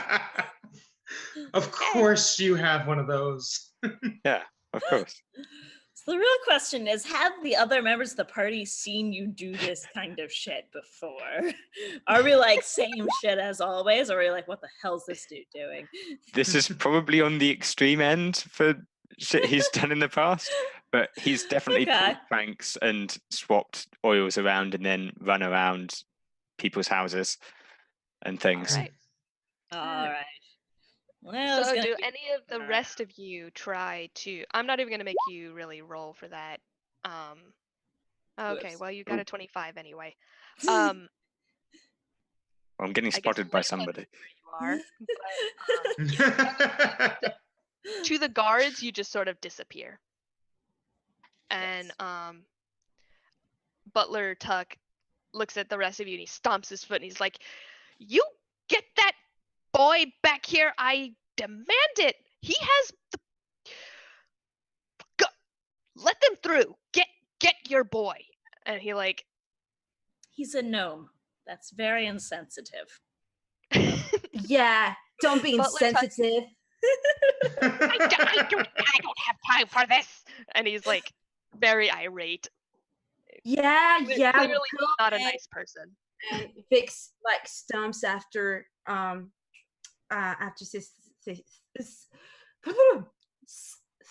Thistlefoot. Thistlefoot, yes. Thistlefoot. I actually do have a good grasp on the TH sound. Usually. It's very early in the morning. It is. Yeah. I was just gonna peer around the corner at the gnome-shaped outline in the stone and go, Thistlefoot? Yes. What you doing there, bud? Nothing. Okay. I'm gonna go now. Do you know the way to the place where we were earlier? I got a bit lost. Do I? Do you? History? Do I? I'm gonna say you have a pretty good idea. You're not like 100% sure, but you think you know We where need to you go are. the other way back here. Cool. Lead. I say, I mean, we have I have a way of maybe like a small chance that the butler himself will like get us back there, so that we know for sure. And I'll you know what? I'll cast I'll start casting suggestion Okay. Nice. on butler thingy. On the Butler butler. Tuck. Yep, on butler Tuck. And he has to make a saving throw. A Sure. wisdom saving throw. A whiz save? Yeah. DC 15. What was it? Whoops. It's a 20. Oh, god damn it. Okay, well, That's yeah. Womp womp. That's fine. So, I've do suggested you know? I've suggested him leading us back to the room. Okay. So he actually.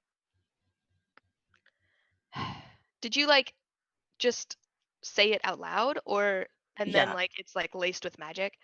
Yeah, it's like I suggest you lead us back to the room where we came from. Okay, if you actually do this, I you do. actually do this. I do. Yes. Okay, so he's gonna look at you and he's gonna be like,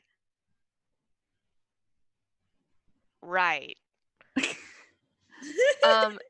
Thistlefoot, did you come back out of hiding? I guess maybe. Like, are you just gonna like follow Layla? And that was the plan. Yeah. Okay, and he just sort of like scowls at you and he's like, right. Yeah, it's this way. Just bring her Wow, the it potion. actually worked. Wow, it worked. my spell worked, y'all. Oh my god. Wow, that's so cool. Oh my god. You Magic. It's so your cool. spell. You're surprised that your spell worked, and you have a patron. Yes. Are you really in good favor with that patron? Yes. Okay. Very good. I mean, honestly, you have no reason to think that it didn't work. Exactly. But he just loves that it worked, but it didn't work, but it worked. You know? Okay, Why- so he's gonna lead you back to the same room, and he's gonna like knock politely on the door, and when Rumpbuff opens it, he's gonna be like, they have the potion. Don't ask why I don't have it, but at least they didn't run away more. And he just sort of like shuffles into the room and he's like, well, Here you go are. on. Here's the potion, and all of its potiony gloriousness. Who do I give it to? Who drinks it? So Rumpbuff is gonna like put his hand out and he's like, thank you so much. Like, I don't understand why you didn't leave already, but I mean, thank you. Like, I mean, I just love your house. It's an amazing house. It's so It is an big and amazing easy to house. get lost in. It was very expensive. I mean, I didn't leave because I'm concerned that I don't know what cursed your daughter. Oh, you said daughter. I thought you said what cursed your doctor, and I was like, what? Yeah, I Well, mean, getting I your am doctor bad to at kill your accents in daughter English, and but then not doctor- that Okay, bad. okay, I'm sorry. That was more on me.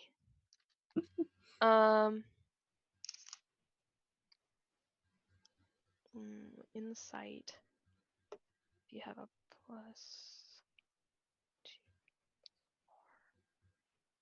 Okay, so yeah, he's gonna look at it at the potion, and he's gonna kind of swirl it around a little bit, and he's gonna say, "It seems a bit weaker than I was expecting, considering but I I suppose. minor illusion it to make it look a bit stronger. Oh I And don't think I can add a scent, but What? It's Yeah. okay. He What gives it a effect is whiff, that? and he's like, "Well, it smells like it," and he gives it a sip. It's just oil, right? yeah, as he goes to do that, I'll go, no, and like I'll go, oh, look, it's cool, and go slap it out of his hand or something and try and break it on the ground. Okay. Wow, look over there. Yoink. Okay. I'm gonna say that it gets dropped and shatters and like smashes. Yeah.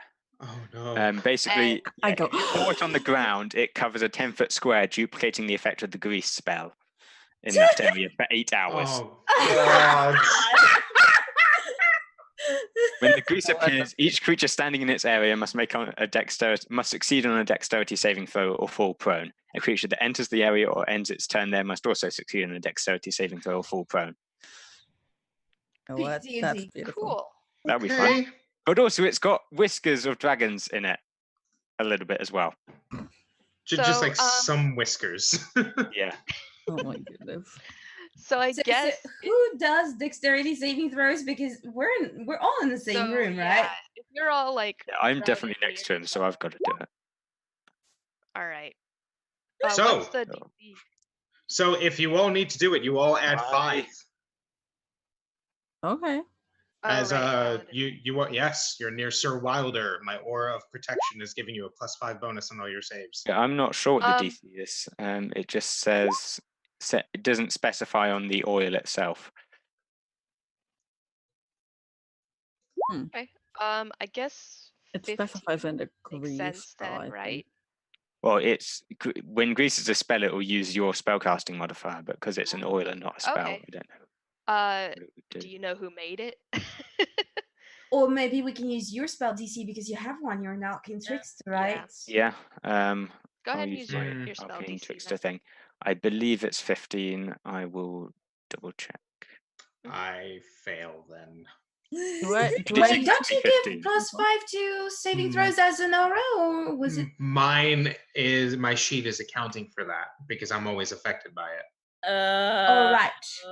So while Thistlefoot there will add 5 to his 13, my 13 is just a 13. Yikes. Yep. Okay. Does it only apply to quote allies? Grease applies to everyone, I think. Everyone, all creatures. No. The aura of protection is specifically just allies. Okay. Which you can. I mean, I guess he's succeeded. Yeah. Okay. Well, honestly, I need to get this rolling. So, he gets fucking pissed.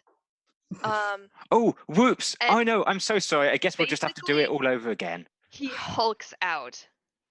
And like his clothes rip as he like grows an extra 2 feet tall.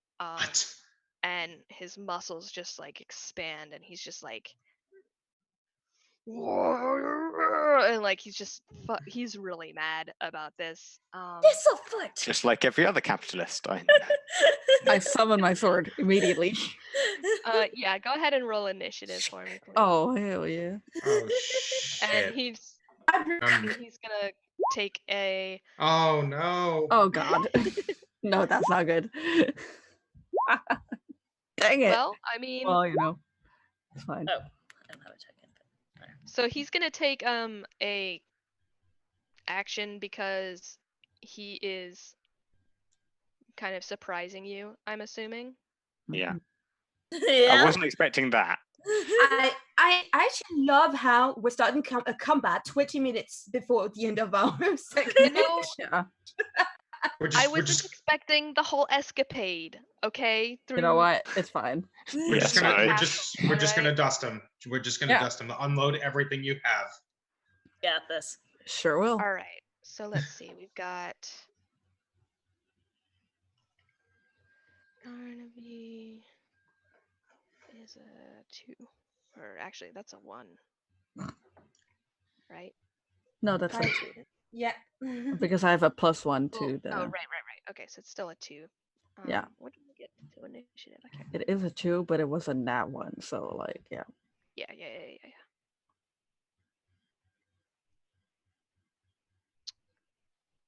I should have read this like before Oh, +1. Okay. So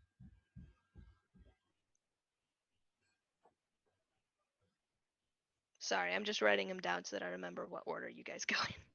Makes sense. 6, 7, 17 is Thistlefoot.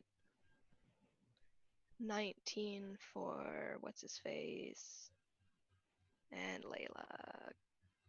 Okay, so he's going to do a kind of like a slam on the ground. Hulk smash. Yeah, and basically it replicates Thunder Wave, I believe it's called. Ooh, Interesting. nifty. Cool. Into that. But not as strong. So more saves?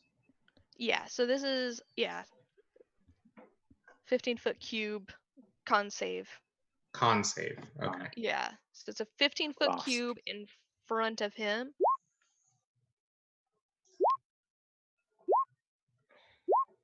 And remember, add 5. So. Damn, 26. Snazzy up. 11. I don't think that 11 will help this will Yeah. so much. Yeah. Okay, and if you fail, you're gonna take. Woof. 12 damage. Okay. Well, I guess that's Well, I not so take bad. Y'all half, are I level think, right? 10, right? Yeah. So, because it's not actually a spell, we're gonna make it only 8 damage, and then if you succeed, you don't take any damage. Oh. Nice. Okay. So Layla, you're up. Cool. So I am going to.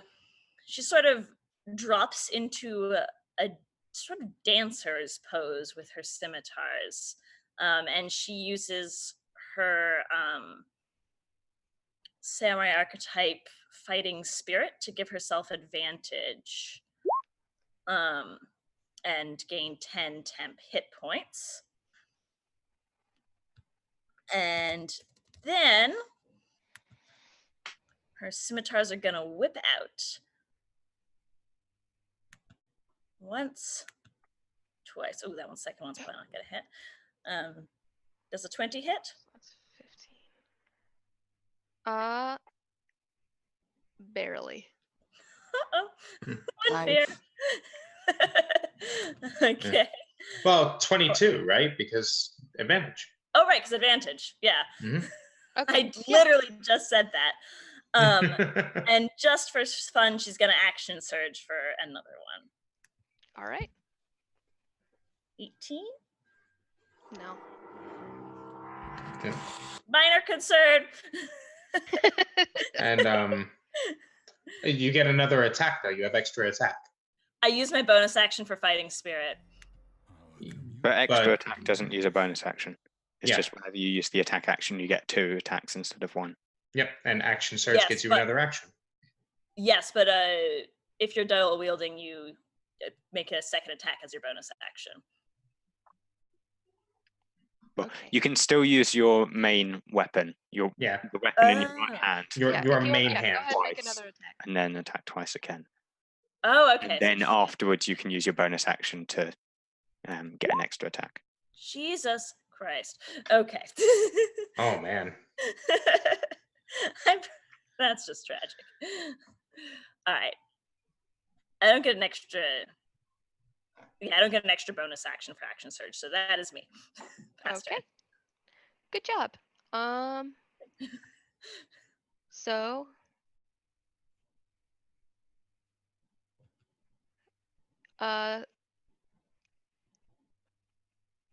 okay, he's gonna take a legendary action. And make a cleaver attack. Oh, he has those. What do you think? I wasn't expecting us to only have 30 minutes. Characters. It's gonna be okay. Sorry. Okay, so +8 to hit. Oh, I could just type it in. Why am I doing this to myself?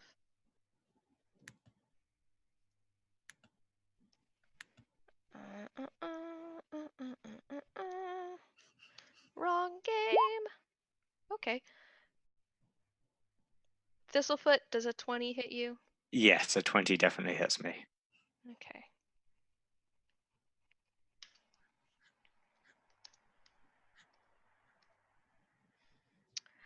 You know, I didn't think about this before, but I feel like I should have just made a character sheet for this guy. You take 11, Okay. and it's Baron's turn. So I currently got knocked on my ass from the oil of slipperiness. Oh, yeah, you're prone, huh? Standing just takes half movement though, so I get myself back up.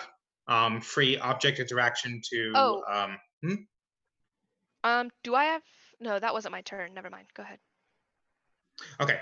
Free object interaction to draw the hilt at my side, and then bonus action to ignite it. It is a sunblade that springs to life with a rainbow of colors. Heck yeah. And then move in to make my 2 attacks against this guy because fuck him. All right. 25 and 15. Okay, 25 hits. 25 hits. I will immediately trigger a smite then. So normal damage is 15 radiant. And I'm going to use my highest level spell slot and cast a Divine Smite at level 4 as well. Okay. And do nothing? Wait, what? Hold on. That's a 2d8. That's only 2d8. All right, so I need to roll 3 more. So I'll just roll 3d8. Oh. Literally go fuck yourself, roll 20. That's not too much. So is this 7 plus 9? Oh, wait, no, I did roll it. Wait, what Oh. is this? It did do the high Above level that. cast. Yeah. Yeah, I see that, above that. So never mind, it was the 16 plus 9. Oh, it's 16 and 9. Oh, okay, that's good. Good. Yeah, so 40 damage total as Sir Baron is just immediately throwing himself in front of this whatever this creature is, because fuck this raging capitalist. Okay, great. What else can I do? Oh, it might be worth bearing in mind that the grease, this is going to make things more complex again, but the grease spell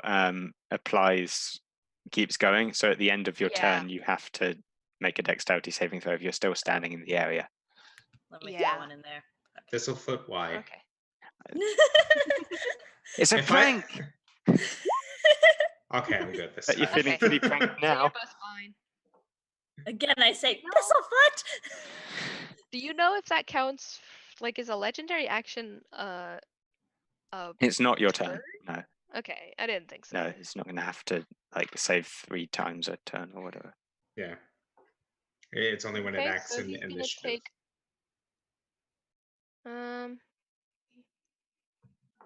He's gonna take a legendary action, and he's gonna cast Magic Missile. And how many of you are there? 5.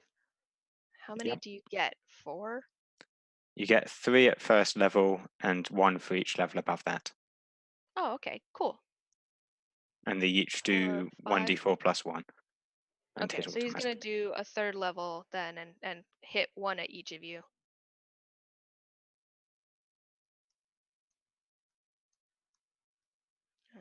Sorry, 1d4 plus 1, and I did it backwards.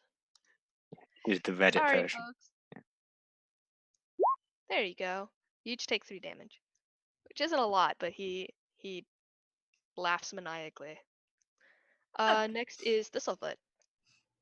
Okay, I'm right next to him, aren't I? Yeah. I'm going to use my cunning action as a bonus action to disengage and run away, and just get over to the corner of the room and then point my hand at him and do exactly the same thing he did to me back. Magic missile at 3rd level. All right. Nice.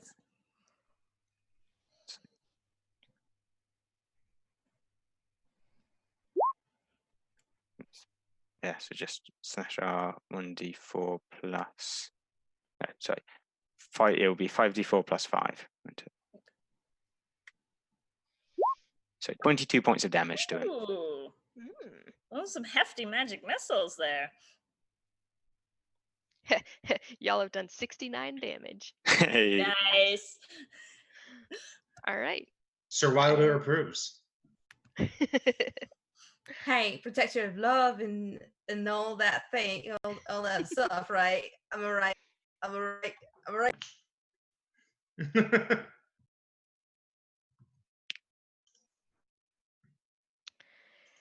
Okay, what's he at? 3 now? No, wait, that's each.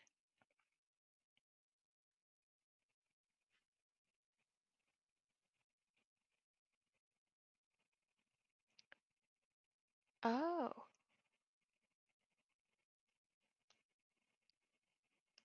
Like it when the DM says, "Oh." Sorry, I misread parts of this. Okay. One fear. Yeah, so it is Vix's turn.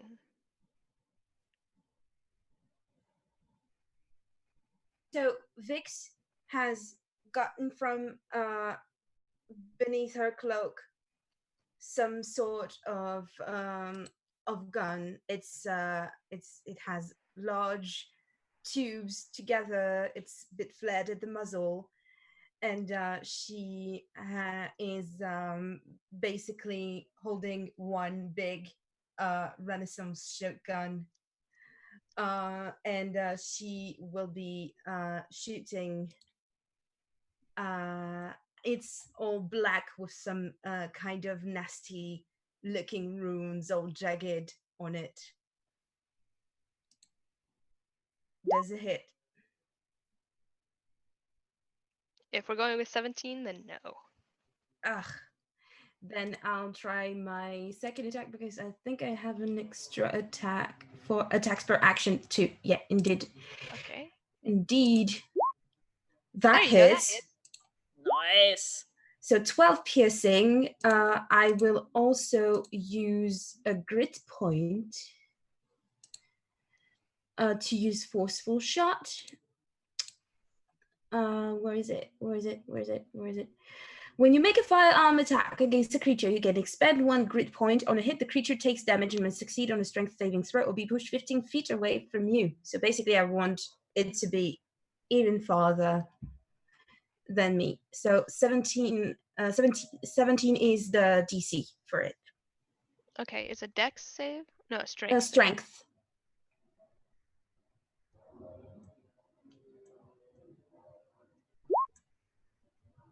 Okay. So it gets pushed back. And then I'm going to say that, yeah, okay. I'm going to say that it gets pushed back, and because of the oil, it also slips and falls. That was the idea. To just wanted you to come to that your own conclusion rather than rigging the game. Yeah, I believe part of it is because if you exit the area that the oil is, you have to make another dex save anyway. But yeah, so he is prone. Yeah, I think it's if you enter the area. Well done, Vix. Oh, But, Yeah. It makes sense to me. Yeah. Yeah. And Vix, Only were thing- you close enough to be in the oil? Yeah, I was in the oil, which is why I wanted also to use the Blessing of the Raven Queen. Once per long rest as a bonus action, you can teleport up to 30 feet to an unoccupied space you can see.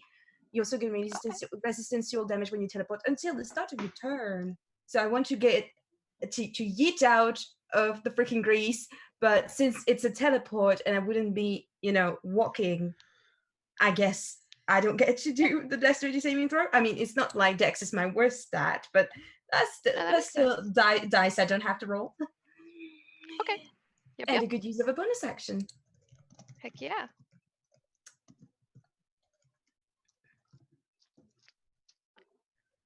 Okay, so he is prone and very, very angry. Yes, sorry, ranged fighters, though I thought maybe it would help Leila with her scimitars or something. I'd be sick. Yeah, sorry, ranged fighters. So let's see, what's his movement? 30 feet. You push him 15, it takes half to. Okay, I'm going to say that he can't reach any of you, but he does get up and move to try and get back close. And then he uses. Oh, he does have that spell.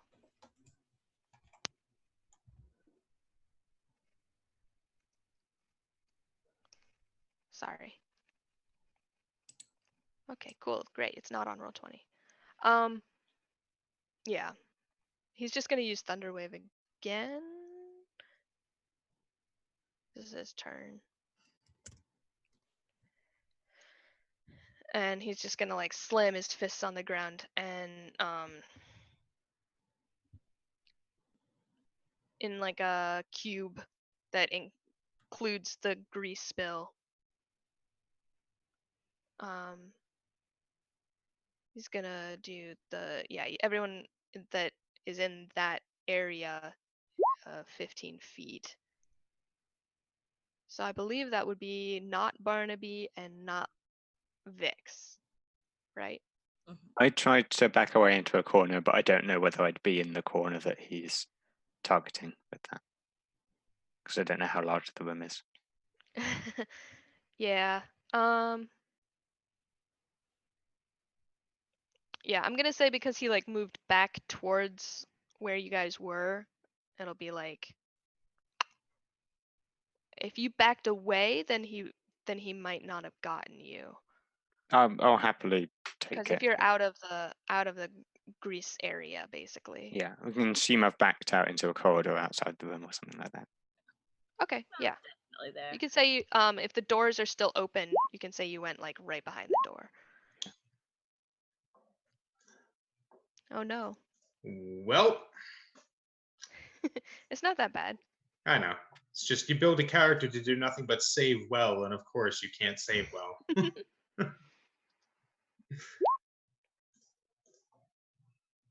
All right. Yeah, so you're gonna take the 10 damage then. Sure. And you'll get pushed backwards. If you can make a dex save. Because you're on the oil still, right? Yeah. Yeah. So Okay. 16 So you on the manage to dex? keep your. But you take 10 damage. And then Okay. Layla, obviously, you pass just fine. And it's Barnaby's turn. Yeah, so I'll cast a blight. Nice. Let's see What does that do? if this works. Come on. You know what? He has to make a con save, and I'll roll 8d8.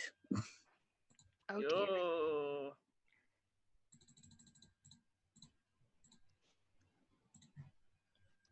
There. Roll it. Boom. What is his con? Shakalaka. Whoops. Construction Yeah, no. noises all.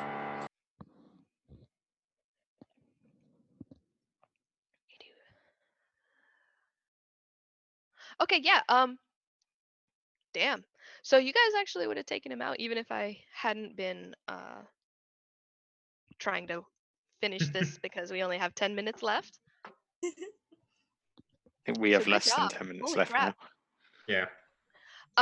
So yeah, he sort of like shrivels up really weird. And basically I would have played this out a little longer if we'd had more time, but basically he like shrivels up and dies, and hooray, you did it. Yay. Seeing this, Yay! Butler, Bell's seeing still this- gonna whap this foot Yeah. across the back of Do the we head. figure out what happened to the doctor or Yeah, so whatever? And what do I do with then- this potion? So It's This yours other now. one. Seeing you guys basically just like annihilate Rumpbuff, Butler Tuck breaks down and is like gibbering, and he's like, "Oh my god!" and he like tells you the whole story. So basically, the daughter was sick, and she did die, or she almost did, but Rumpbuff cursed her so that she wouldn't die. But in order to keep her alive, he basically made her a zombie, and the potion was supposed to bring her back to her normal self. If you had let her drink the potion, she would have turned into a wraith. Nope. And he would have probably also gotten mad and attacked you guys. But the wraith. Yeah. So you would have had to also fight a wraith. So good job. You actually you made that easier for My yourself. pranks worked. Your prank Yay! worked. Yeah. Yay! Good job, Just Thistlefoot. as an off note, because of Raven Queen stuff, because of Cult of the Undead stuff, yeah, Vix wouldn't have not been okay with this. Vix upon learning this is probably going to be off. Sorry, I've got an execution of an undead person thing to do. Be right back. Yeah. So the daughter is really easy to dispatch because at the moment she's still just like basically a barely living corpse. But And accompanying last rites, of course. So Okay. yeah, and that's the show. Yay! Yeah. We killed the capitalist zombie! Yay! Yay! Good job, Al. Very Thank good. you so much for watching. Yeah. Thank you all who watched, all who So donated, much all who fun. shared the Yes. stream. Yeah, super cool. Super Yeah, cool. everyone who donated, thank you. Yes, Yes, thank you seriously. so Thank you for much. donating. Thank you for joining Yes. us on this Mwah. early morning adventure, or whatever your time zone may be. Mhm. Yeah. Yes. All right. All right. Haha, I forgot to unmute my mic again. Hi folks, I'm back again. Hi, it's your friendly neighborhood producer here. We're gonna do one more giveaway as we shuffle these folks out and get the new set of folks in. As ever, thank you so much for joining us on this wonderful, wonderful... D&D is a nightmare, and I love it. I live for it. So we're gonna start our next giveaway. The next things we are giving away is, let's see, the College of Caterwauling and Cat Burglar PDF from Jessica Markham. And we're also giving away a $20 gift certificate from the Modifius store. Modifius, makers of fine games such as Star Trek Adventures, as featured on Star Trek. Oh yeah. So we're going to go with exclamation point potion fun as our keyword to get into this contest. It's going to run for about 13-ish minutes. So sign up for the giveaway. We're gonna go down. The stream will stop for like just a minute. Don't worry about that. We're gonna be coming right back because we want to hang out with you and get more money for Races, Texas. Stick around, folks. It's gonna be stuff. Heck yeah. It's really early in the morning, y'all. It's Heck really yeah. early in the morning. Thank you so much, y'all.